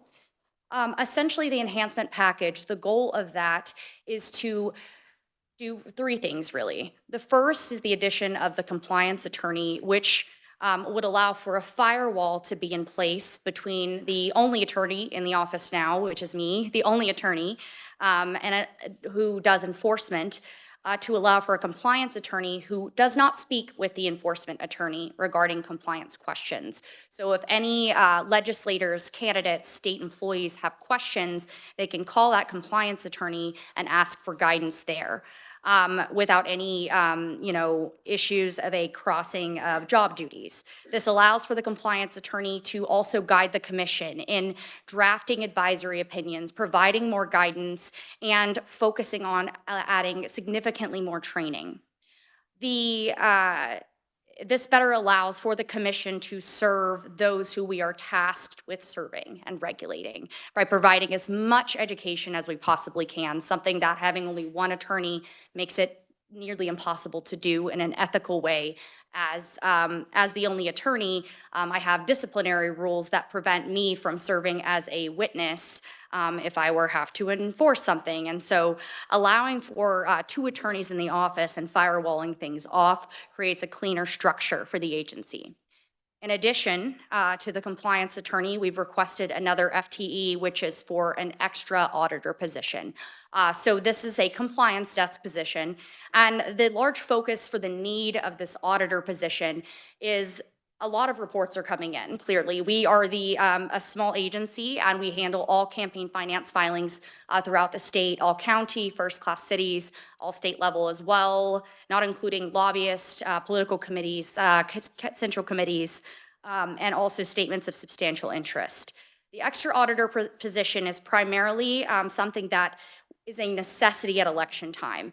And in election years, because the October receipts and expenditure report is followed so quickly with a January report, our compliance and auditor desks do not have sufficient time to review those reports to reach out to the filers and fix problems in one reporting cycle. So for example, an error, maybe a small error is caught on the October report, but it's caught after the January report has been filed because the compliance desk, working as much as they can, don't have the capacity to process the amount of reports coming in.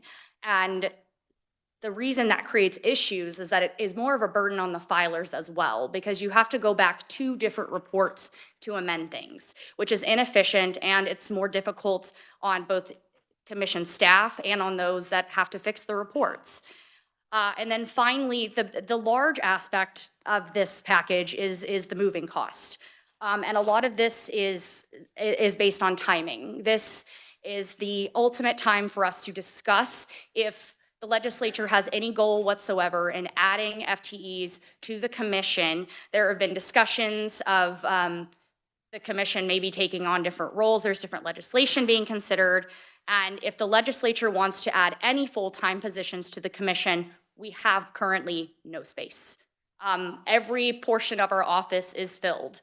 And the timing is ideal because a 5-year lease that the commission currently has in the Mills building is up for, is at the end of its term in November, which would allow us to theoretically look somewhere else instead of renegotiating this current commercial lease. The $10,000 moving cost in fiscal year 26 is a one-time cost just for us to get everything moved over. And then the executive director has originally presented this budget and calculated the square footage of what we are currently paying, and it will almost assuredly go up when we renegotiate that lease. And so this is the ultimate time if we were to move locations, if the legislature has any interest in adding additional FTEs. We do, however, strongly believe that adding that additional compliance attorney actually increases efficiency because we are able to get things resolved more quickly. This is better for all of the folks filing as well. For the extra auditor, and the compliance attorney offers more guidance earlier on and allows for more training to prevent anyone from running into something that they have absolutely no idea how to address. They can call that compliance attorney. I wanted to keep this as short as I could because I am sure that you all have questions, and I'm absolutely open for those at the leisure of the chairwoman. All right. Representative Amix. Thank you, Madam Chair, and I appreciate your argument for the 2 new FTEs, and especially I call as a candidate. I don't want to call somebody that might get me in trouble just because of what I'm saying. But understand right now, new FTEs are kind of hard to come by, and just to be upfront with you. So I just want to bring that up. I do appreciate your argument, and it does make a lot of sense. Thank you. Thank you, Madam Chair. Representative Turk. Thank you, Madam Chair. Curious, I have 2 questions. Well, question and a long statement. Question 1, what's your staff look like now? How many vacancies do you have? Currently, we are fully staffed. Staff, great, love to hear that. That's very rare. And we All right. have, to answer the other half, we have 8 full-time and 1 part-time, so 8.5 FTEs. Okay. So yeah, rough couple weeks for the agency. I'm curious, do you have any plans? What are your thoughts? Or I'm looking through a lot of numbers here that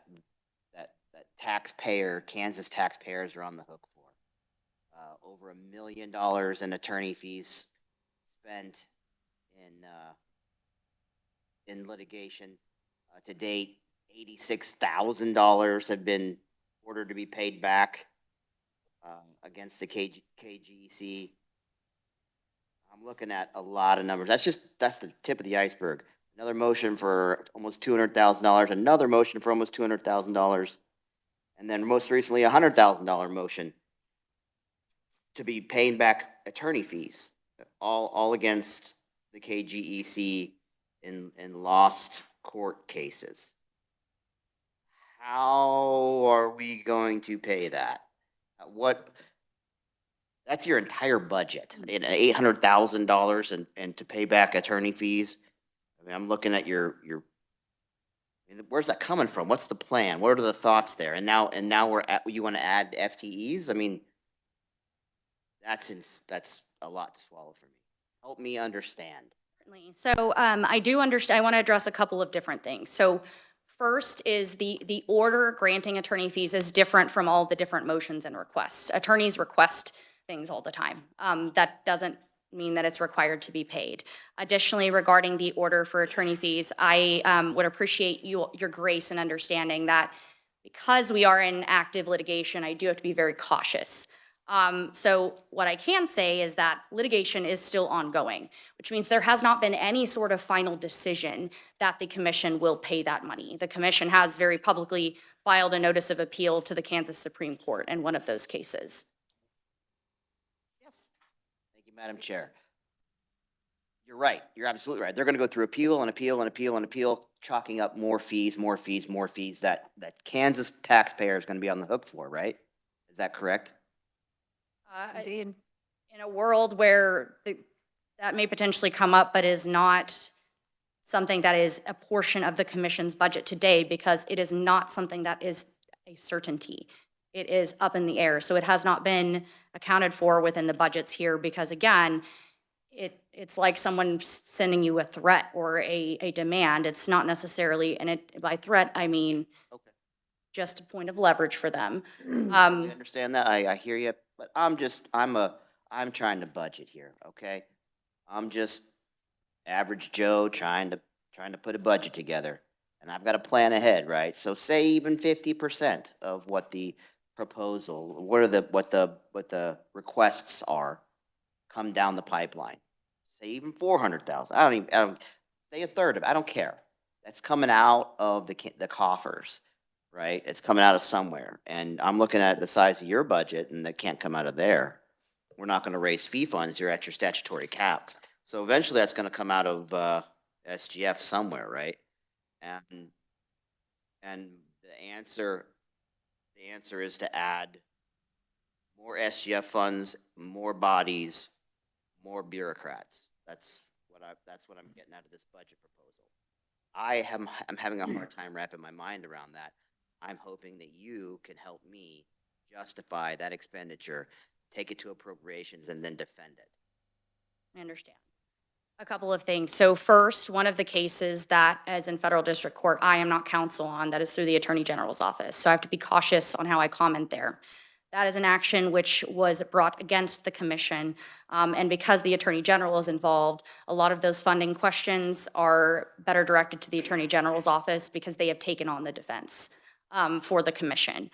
But again, I urge you that these are not set in stone, and the commission is relying on sound precedent and is very confident. And I know any attorney is going to say they believe they will win, obviously, or they're probably not a great attorney. But I do urge that those discussions are separate from this budget discussion present here today. I do understand your concerns, certainly, and I appreciate you bringing that up. But again, because it is something in the ether, I mean, the Supreme Court case could take 3 to 4 years. I mean, I'm giving it a very long world, but appellate actions take time. And so it's not included in this budget because there is no definitive, here is when we pay, here is what we must pay.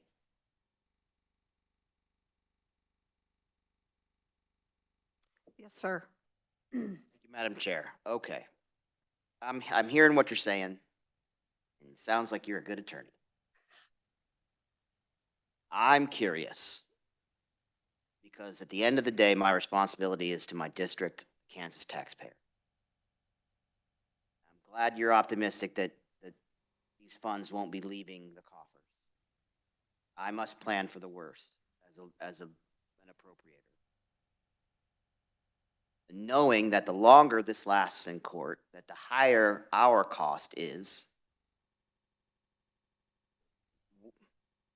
why wouldn't we settle now, get this out of the way? Like, why wouldn't we have a plan, at least in the budget or a proposal, to try to mitigate the losses for the taxpayer? I disagree that this is separate. I think this should be something considered in this budget, and I don't see anything. And I know you've been thrown to the wolves, and I feel terrible for you. But you unfortunately are representing the department at this time. Do you recommend that we consider something like that in this budget? I do not. Okay. Thank you. Okay, is there another question from the committee? I have to agree. I think, I don't think it's a mystery that we've been very unhappy with the actions made by the agency. And to say that we're going to have not only Kansas taxpayers, but also Kansas legislators incur more legal costs that it's not looking good to me. So I just like that to be kept in mind. I think that Representative Turk hits the nail on the head. We're talking about taxpayer money. We're not talking about your money that we're going to use. We're not only talking about individual legislatures, but we're spending the money of the Attorney General, who spends the taxpayers' money, and as well as your agency. So are there any other comments or questions? I don't want to keep picking on her. It's not really your fault. If not, thank you for being here. We appreciate it. We'll take this up, their budget up, I believe, tomorrow. Is that correct? Recommendations? Or we, and if we want to do it, any of them tonight? I think we already did some, but did we want to do this tonight? Right now? No. Okay, yeah. Okay, thank you for being here. I appreciate it, Katie. Thank you. And we'll move on to poor Jeff Maxon, the director of, oh wait, we can't have you go yet. We have to have KLRD get up and James Fisher. Thank you for being here, James. Thanks for being patient, and we appreciate you.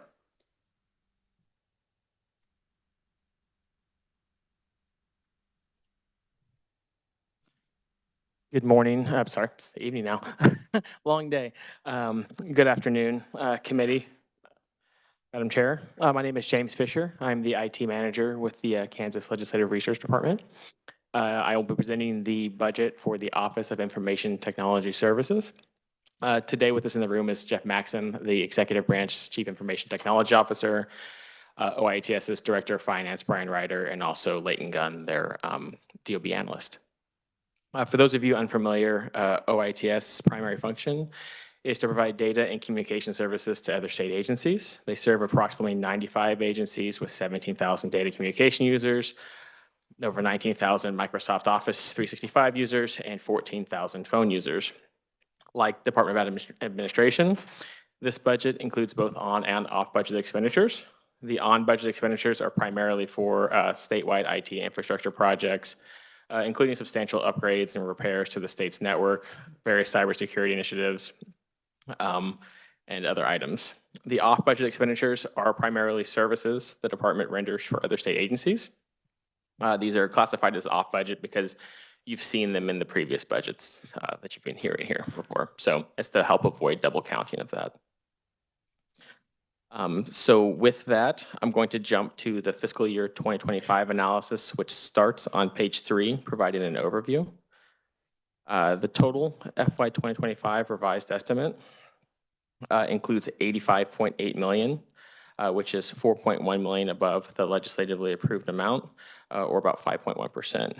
Included in that estimate is 146 FTE, which is a 3.0 off-budget FTE increase over the approved amount by the 2024 legislature. I'm going to you might notice this table looks a little bit different. It breaks down on budget and off budget, the on budget being on the top. So I'm referring to the table on page 4, so figure 4. It has the on budget expenditures on the top, off budget on the bottom. I'm going to structure my presentation so we talk about both. I'm going to summarize a lot of the off budget, similar to D of A in that regard. If you have any questions, I'm happy to answer those on that. So on page 4, the agency's revised on-budget estimate for fiscal year 2025 is $22.9 million. 15.2 million of that is state general fund. This is an increase of about 2.7 million above the 2025 legislatively approved amount. 1.9 million of that is ARPA dollars, and 709,000 of that is reappropriations. This is about a 13.1% increase over the approved. You'll see item 1 is going to show those reappropriation funds I just mentioned, about $700,000 there, and that was to help OITS implement some upgrades to their IT help desk solution. The vendor just couldn't do it in 25, so they moved, couldn't do it in 24, so they moved it to 25. Item 2 shows that the agency has no supplemental requests. And item 3 shows a shift in ARPA funding of $1.9 million. Essentially what had occurred here is the agency had planned to spend these funds in FY 2026. They moved it to 2025, so you'll see a shift from 26 to 25 of that $1.9 million. Just for some context, in total, the agency was awarded about $15.7 million in American Rescue Plan Recovery Act funds last year, and they've spread it out over 3 fiscal years, so you should no longer see those after 2026. On page 5, items 4, 5, and 6 show some shifts in how the agency has opted to spend some existing SGF funding. Essentially what they've done here is they've just kind of changed what they're going to spend those dollars on. So they have $429,000 for network infrastructure upgrades and replacement. This is for like replacements of switches and routers and things to help deliver services to state agencies. And then item 5 shows a subsequent decrease in SGF spending. For basically what they've done here is they've used $426,000, pretty much shifting up, to change 3 FTEs that are currently on budget to off budget. So we'll talk a little about that more in the off budget section, but that's about the only item that I'm really going to address on that. Just for some additional context here, the total revised estimate FTE count for on-budget employees is 29. Again, that's that 3.0 shift there. And then we have some minor spending changes of $3,000, which I couldn't discern what exactly they were for yet because it's $3,000 and that's tiny.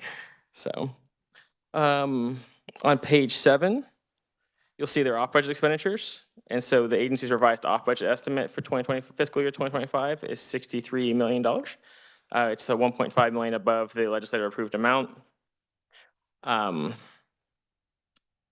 So item 7 shows, this is the item that's related to the FTEs above and the on budget. There's a $1.1 million all off budget increase. This is attributed to 6 FTE positions, 3 of which are that shift from on budget to off budget and 3 of which are new. I will note that this LBC's motion to delete FTE positions, these 3 off budget ones were accounted for in that. And then item 8 shows an increase of $550,000 all off budget for subscription services. Just they have actually item 8 and 9 here, and let me see if I have one more so I can just summarize that for you. Those are essentially just various shifts in spending here. A lot of that's just increases in costs for licenses that they might offer for other agencies, like M365 licenses, various cybersecurity suites and tools. They've just had a cost increase in the license that they use for those tools. To summarize 2025 for the LBC action, it was just that deletion of 3 FTE, and then there's no difference between this and the governor's proposal as well. And that's it for 2025. I can answer questions on that, or I can move to 2026. I think you can move to 2026. Okay. The total FY 2026 request can be found on page 5. On page 6 in figure 5. The agency's request, total request, is $98.1 million. This is an increase of $16.4 million above the FY 2025 legislative approved, or about 20.1%. Included in the request is 165 FTE. which is 22 FTE above the 2025 approved, and about 15 million SGF and 16, so 15 million of that is SGF, and 16 FTE are also included in that, and that's a result of House sub for Senate Bill 291, which we'll address a little more in the on-budget section. The on-budget request for FY 2026 is 31.9 million. 29.5 of that is all state general fund. Again, included in that approved amount is 15 million that was appropriated by 2024 House substitute for Senate Bill 291, which is a separate bill, has functionally appropriated 15 million to this agency. So when you look at your table, it'll show that as already being approved, the prior year approved. Item 1 provides some additional information and just on SB 291, if you'd like me to go over that, I can. Would you like me to proceed with the explanation or just go on beyond that? Okay. Item 2 shows that the agency has no enhancement requests for FY 2026. Item 3 shows that $3.3 million decrease in federal ARPA funding. That's due to the agency shifting 1.9 to 25 and then the conclusion of the project. I believe it was the enterprise licensure platform that they've been working on for the past 2 years. On page 9, item 4, you'll see some minor increases in spending totaling $20,000. The off-budget can also be found on page 9. Their off-budget request is $66.2 million, which is $4.8 million above the approved amount for 2025, or about a 7.7% increase. Items 5, 6, and 7 are all, again, showing shifts in like cost increases for various software products like Microsoft 365, security suites, and like network infrastructure monitoring tools. I can go through those individually if you'd like, but they're all just off-budget shifts in spending for the agency and services they provide and pay for. Item 8, I do want to address that, does show an increase of 1.2 million, all off-budget. This is that same item from 2025 with the 6 new FTEs, 3 net new FTEs, 6 total. Since it showed up in the 2025 and we compare to the 25 approved, you're going to see it in both years. So it's the same item as that. And then item 9 is the all other adjustments we have there. To summarize, for 2026, the 3 new FTEs that are off budget were also captured in the LBC's motion to delete. And also there is a change from the governor's proposal here. In the governor's budget, they added $2 million to establish a fund called an agency IT emergency fund, which will be used for unforeseen technology costs for executive branch agencies. So this could be for like, if an agency needs to purchase new laptops for some reason, there might be like a minor security incident, something like that. They can leverage this funding to help assist with that. And then you'll find additional information throughout the document. On page 9, you'll find their primary off-budget fund. You'll find a summary of cost indices for the agency as well, and then revenue for the agency by line of service. And with that, that's it for 2026. And I can stand for questions. All right. Representative Turk. Thank you, Madam Chair. Hey, can you tell me again where that $2 million proposal for the governor is? Is that in the yellow sheet? So I failed to provide the yellow sheet to you all. I can present that to the committee. It's the only change would be the $2 million added for that agency IT emergency fund. Big change. Sure. All right. Are there any other questions for James? If not, thank you, James. We can put Jeff Maxon on the hot seat for a while. And anyone who wants to complain about losing phone numbers from the new email system can lodge them right now. Good afternoon, good evening, Madam Chair. Again, my name is Jeff Maxon. I'm the Chief Information Technology Officer for Executive Branch, so I'll take those questions and I'll field them right over to Tom Day. So again, kind of highlight this. Can I get my slide deck up, please?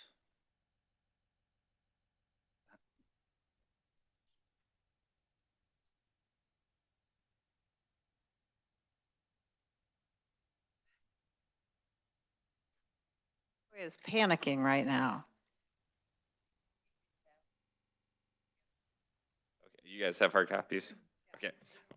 I'll get moving, seeing I'm also probably keeping you from end of day as well. So again, just want to highlight a couple things about the Office of Information Technology Service. We have really been focused on customer service over the past couple of years, and some of that key pieces is setting some guiding principles for the organization. So on the slide deck, page 1, you'll see an overview of some of our guiding principles. So our vision for the organization is provide seamless and secure access to digital government resources anytime, anywhere, with the mission of delivering reliable, secure, and cost-efficient enterprise technology services. So again, along with those visions and missions, we also want to set out some organizational goals. And so we're setting those out: our operational and excellence, being data-driven organization, obviously cyber secure, anything we do, we're secure, and then technology transformation. So there's a lot of new technologies come out. We want to be on the front edge of providing these new and modern technologies. All right, on the next slide, slide 3, which will kind of highlight our funding services, our funding and our service. So as mentioned by James, we are primarily a fee-funded agency. We bill agencies for our services. And so again, most of our stuff is off budget. We do have that appropriation that we do for what we consider rehab and repair. So there's a lot of aging equipment. As that gets end of life, we need to replace it. But we also have some very stringent rules on what we can bill by the federal government, so we can't over collect and basically stockpile money to replace that equipment. So that was a request a few years ago to get our appropriation so we can better maintain and manage that equipment, because it is stuff that we had let lapse over the years. As part of our core functions, we provide a handful of services. So we provide technology services to agencies within executive branch, as well as the different branches. So we do provide network services, telecommunication services to both the legislative and judicial branches as well. And then obviously the executive branch agencies. So email for executive branch agencies is all provided through Office 365, through OITS. The network that we call CanWin, which supports over 18,000 users, and a handful of other things. We do also provide what we consider professional services. So we provide IT support for a lot of the non-cabinet agencies and provide them their desktops, manage their desktops, and provide that end user services, as well as cybersecurity service. So we have the Kansas Information Security Office within OITS that provides cybersecurity services for executive branch. And this is the newer model where we're taking, where we are using these SGF appropriations and providing most of these services at no cost. Thank you. No cost to the agency. So again, really a shift in that. We know that cybersecurity is fundamental. All agencies need to have a level of security, and so we're now providing that through the appropriation. All right. In addition, one of the other areas I did not mention in the technology services, so along with the networking telecommunications, we're also a broker of some other services. So you'll see some of these things where we provide what we call as a service, and I'll cover those here in a second. So as a service model, we contract with vendors and act as a broker for certain various services and manage the contract for agencies. So some of our key as a service models is mainframe as a service. That became a very expensive solution for us to manage and host in-house because those resources are getting scarce. Those are our 40, 50-year-old mainframe systems. So we have partnered with a vendor and we basically broker that service, as well as we lease desktops for most all the agencies, and we have been running that program for 5+ years.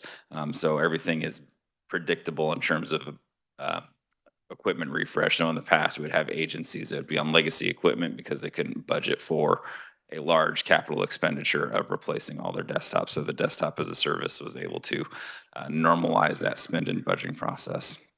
We've also provided an enterprise service desk, and that provides a capability that all agencies are leveraging for ticketing and work items and troubleshooting as well. And finally, one of our biggest contracts that we have is what we know as data center service. So a few years ago, we shut down most primary state data centers and are using a vendor for a managed data center as a service. That data center is still here in Kansas, and they are basically a facility where agencies can host their servers that is dedicated just to the state of Kansas. So it's not quite a cloud, but it is dedicated vendor managed solution. Agencies still do have full control of all their data. We're winding down on our current contract, and we're getting ready to award basically what we consider data center 2.0, and we'll hopefully have that awarded a new contract here shortly. All right, covering some of our SGF spending. Again, some of the things that these the monies are going towards. So under our technology upgrades and modernization, or what we consider the rehab and repair, we've used that to provide a Wi-Fi modernization enhancement, so expand our Wi-Fi coverage across the campuses and within our agencies. We're doing a VoIP upgrade, so all the phone systems, phones that are on your desks, they'll still work with the new system because we recently replaced those phones, but our infrastructure for that phone system is going end of life, so we're upgrading that back end infrastructure. We have been continuously upgrading the core network across as demands on technology, internet connectivity become greater. We have to continually upgrade our environment, and also as those things age out as well. So they have about a 7-year life cycle, and so we need to stay on top of that and replacing them. One of the other pieces we did pursue this year is what we call a backup vault. So this is where agencies can store information in case of like a ransomware attack. This is another tool that we're adding to better protect the state moving forward. Some of our key cybersecurity spend of the SGF dollars that you guys are providing to us, we have worked to roll out an enterprise endpoint detection and response system. So we have this enterprise-wide, and we're monitoring it by our team. Last year, you appropriated us 12 FTEs and funding for a 24/7 security operations center. So we are staffing that. We're in the process of staffing that now. And they'll be able to use these tools to better monitor and respond to incidents across the enterprise. We're also deploying an endpoint device management across the enterprise. So again, these were tools that agencies may or may not have been doing in the past on their own. We are now doing this across the enterprise in a uniform fashion, building familiarity amongst tools. So if there are issues, agencies can help agencies. We build a level of expertise in these cases. So we have started rolling that out. We've also deployed an enterprise privileged access management platform. So again, a solution to better help agencies protect their environments. When a bad actor gets in, they go after what we considered privileged access. This tool helps agencies better protect that. And as I mentioned, that 24/7 security operations center. So this is where some of those SGF dollars that you have appropriated us are going towards.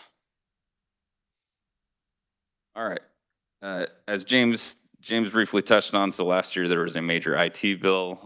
Thank you, Chair Wassinger, working with us on that. So House Substitute Bill for Senate Bill 291 did a handful of things that we're working through, and so I'll give a quick highlight on that. One of it restructured what we consider the IT Information Technology Executive Council. So we call it ITEC. It is the IT governance structure for the state. It's what sets policies that agencies have to adhere to, and is also serving as a guiding council for a new piece of what that bill did, which requires us to build a plan for consolidating / integrating all IT services under OITS. And so we're in the process of that. It also sets a new cybersecurity framework that the state must adhere to, which is the National Institute of Standard and Technology Cybersecurity Framework 2.0, and it also sets some maturity levels and some target dates that we need to hit to reach certain maturity levels. So that is a huge win in setting that as a standard, so we're very looking forward to that, and we have some activities I'll address here shortly around that. It also created chief information security officers for all branches of government. The executive branch has had one in statute since 2018, but the other branches did not. So this bill codified that each other branch should have that as well as elected offices. Required agencies to migrate to .gov domains for their websites and email platforms. So again, when agencies or citizens are interacting with agencies' websites, they know they're on a government website and not something that might possibly be fraudulent. And also requires agencies to work with DHS, CISA, or the Cybersecurity Infrastructure Security Agency, which CISA, as we refer to, provides a lot of free services to local governments, state governments in terms of cybersecurity. And so this bill requires us to interact and work with them, which is something we do regularly do, but this does require it. All right. So as mentioned, there's a lot of efforts we already have underway. So one of the things we're currently doing is we're using some ARPA money from our allocations to perform a cybersecurity baseline assessment against executive branch. So the only way we can hit those maturity levels is if we assess where we're at and then build that roadmap. So this is something we have never done before, but we're building this cybersecurity baseline across all executive branch. That activity is currently underway, and hoping to have that roadmap built here in a couple months. Also, in addition to the cybersecurity baseline, there's the requirement that we must build a plan for IT integration and present that to legislature here in January 2026. We have brought in a third party to assist us in assessing our current landscape and building this roadmap for IT integration that we'll present to 2026. In addition, ITech has passed multiple cybersecurity policies, which is huge, again, advanced to setting the standards that all the agencies must adhere to.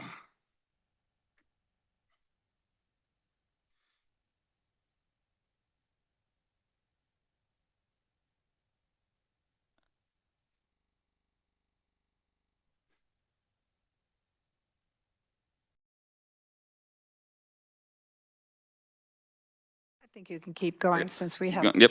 All right, on the next page, we're going to highlight some of the ARPA projects that I mentioned earlier. So one of the projects we did was we have updated 32 agency websites onto a unified platform.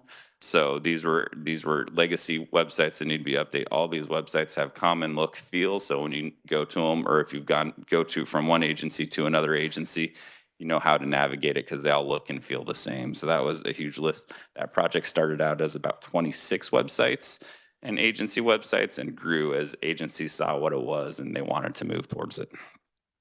Again, we also use some of those ARPA dollars to upgrade the phone system. That is a project that is currently underway. That should complete here in June 2025. So that is a rather large project, and we needed funding from both sides to actually successfully pull it off. In addition, we've upgraded 28 agency firewalls. So firewalls are the security devices that basically monitor and manipulate traffic to allow it or block it. And so we updated 28 firewalls across the enterprise at no cost to agencies. We went from some legacy equipment to what we call next generation to have a little more capabilities to look for malicious activity. And then we also started a project to build basically a central licensing platform for these professional licensure bodies. So this is a platform where that $7 million that Secretary Profit was talking about is the appropriation to come in compliance with Senate Bill 66. So this is a project that was started with ARPA and started out about 3 licensing bodies and then grew to 11 licensing bodies. So this is where that reappropriation is necessary for us to continue this effort with these 11 non-cabinet agencies. Again, we have already encumbered out of our operating budget about $3 million of that $7 million. So just kind of a side note, do request that reappropriation for D of A because that's what we're drawing on for these 11 licensing bodies. In addition, we've also started an enterprise identity and access management platform. So this is a tool that allows employees to maintain one username and password for the multiple systems that they sign into. So this enhances both employee efficiency and security. So this allows them to use MFA and then not have to remember or multi-factor authentication. So you get your phone prompt, you go to a website that has all your applications, and then you can click into it without needing to re-authenticate with another username or password. All right, some other initiatives, just kind of highlight some of the other things going on with OITS and what we're doing. So one of the big things I'm excited for is something I've been working for a handful of years. So this year we're going to do a 2-week cyber exercise here in late August, what we call a red team, blue team exercise. So this is a hacker versus defender exercise. We're hoping to have about 200 participants. This will be open to cities, counties, school districts, university employees to work with and learn what a cyber attack looks like and how better to defend themselves.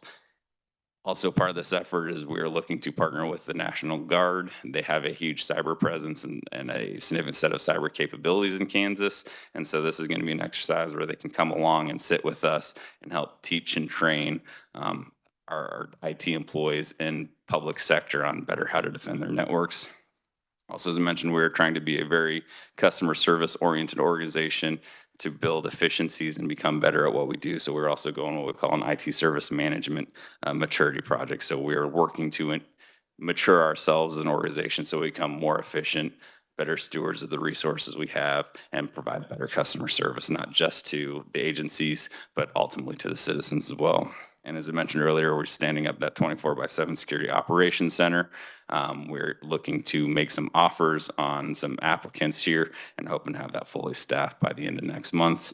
And then another initiative that I am project that our team is working on. So wastewater and water is a huge cyber concern here in the state, as well as nationally. We have partnered with KDHE to provide training for these water operators around cyber about what they need to do to protect their water treatment facilities. If they have something, how to respond, who to contact. This is something that was just born out of a more or less a cold call and just working together with people that know there's a problem and want to work through. So this is something that isn't costing us any money at the moment, but we're having some huge dividends in this effort. So with that, I do kind of want to follow up with, move through and get into questions, but follow up with some of the comments from Secretary Profit around the ERP. That is something I do wholeheartedly support, not only as somebody who will be helping steer that, but as a customer of the ERP and having been a longtime state employee and knowing some of the nuances and the challenges we've had with that system over the years. So this is something that we do support, will help drive efficiencies, better operations, allow us to provide better metrics and information back to you on the various things that we do in the day-to-day. So do fully support that. We are seeing the trend across IT that things are becoming more expensive on a regular basis. So just full transparency in that. And so that is a challenge we're trying to work through. But we're also seeing on the other side of these legacy systems that are 30, 40 years, we spend 10 years trying to develop. And this is where there will be a shift in terms of the technology to where everything is a little more standardized. So it is a little bit easier to move as to Representative Riley's comment about being locked in. This should hopefully allow us to be a little more standardized and portable, so it does become a little bit easier to move in the future as well if we do run into issues. But that is very much a concern of ours, and so we will be very conscious of it as well.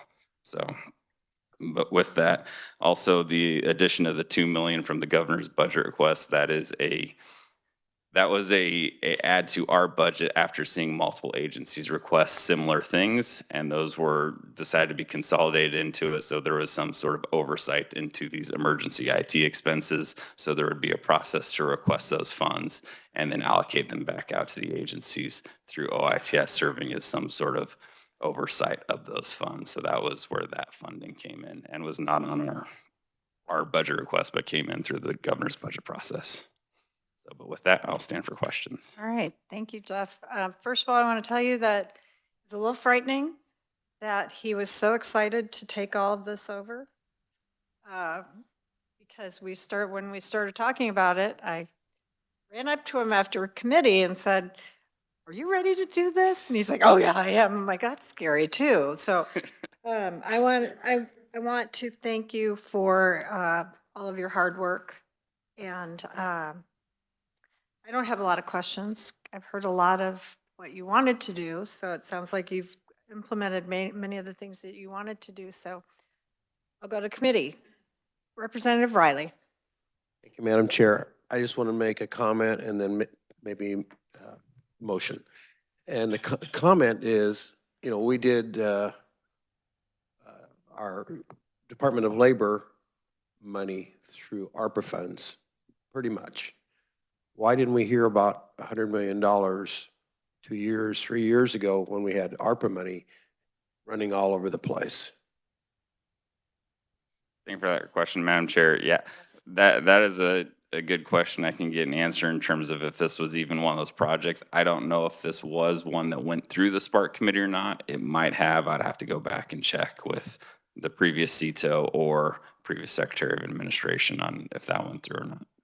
It just looks like a whole lot more money when it's not our money. But then I would like to make a motion that we approve the agency's budget for 2025 and 2026 with the extra 2 million, was it 2 million? $2 million for the emergency funds, Madam Chair. All right. And there's a second by Representative O'Hobson. Is there any comment? Representative Turk. I think with the complexity of these budgets, I would like to at least sit on this, do some homework tonight. I don't know about you, but I leave this building every night and I go and do homework. I'm sure you guys all do the same. I would like to digest all of these budgets. Department of Administration is very large. OITS is very large, and they're incredibly important. especially OITS. I want to point out that if there's any division of government that growth and expenditure is warranted at this time, it is cybersecurity and this infrastructure. In order to make government efficient, we must implement modern techniques, modern capacities, so that we can actually reduce the human impact. That's the point. This particular department is the vehicle for which that's accomplished. A lot here, I'd like to digest it. I'd make a substitute motion that we push this decision to tomorrow. Representative Riley, is that a second? Not a second. I just want, can I make a me- discussion on that, or you need a Well, second? we need a second for his motion in order to go from there. Representative Emix, Representative Riley. I understand where you're coming from with the substitute motion. Thing is almost every dollar that's in this budget is money that we did through our own legislation. So we're mandating this money. Just want to bring that point out. So if you want to keep looking over it till tomorrow, I'm good with that. All right. Is there any, Representative Turk, did you want to say something?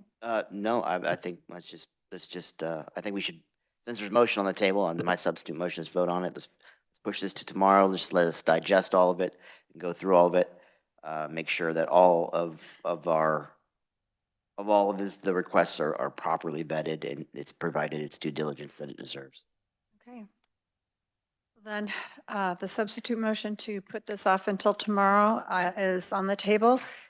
Is there any other question or comment? If not, I'll call for the vote. All those in favor say aye. Opposed, same sign. I'm sorry. I have a follow-up question for our A follow-up question for Jeff. Yes, go ahead. thank you, Madam Chair. First and foremost, red and blue, vision, mission, goals, lots of military, right? You're an air guy, right? If I remember correctly. Sir, You still in? still in And you still at the quarters. headquarters? Yes, sir. Okay, all right, headquarters. Air guy. Just wanted to point that out that our fearless director of OITS is currently serving your Kansas Air National Guard.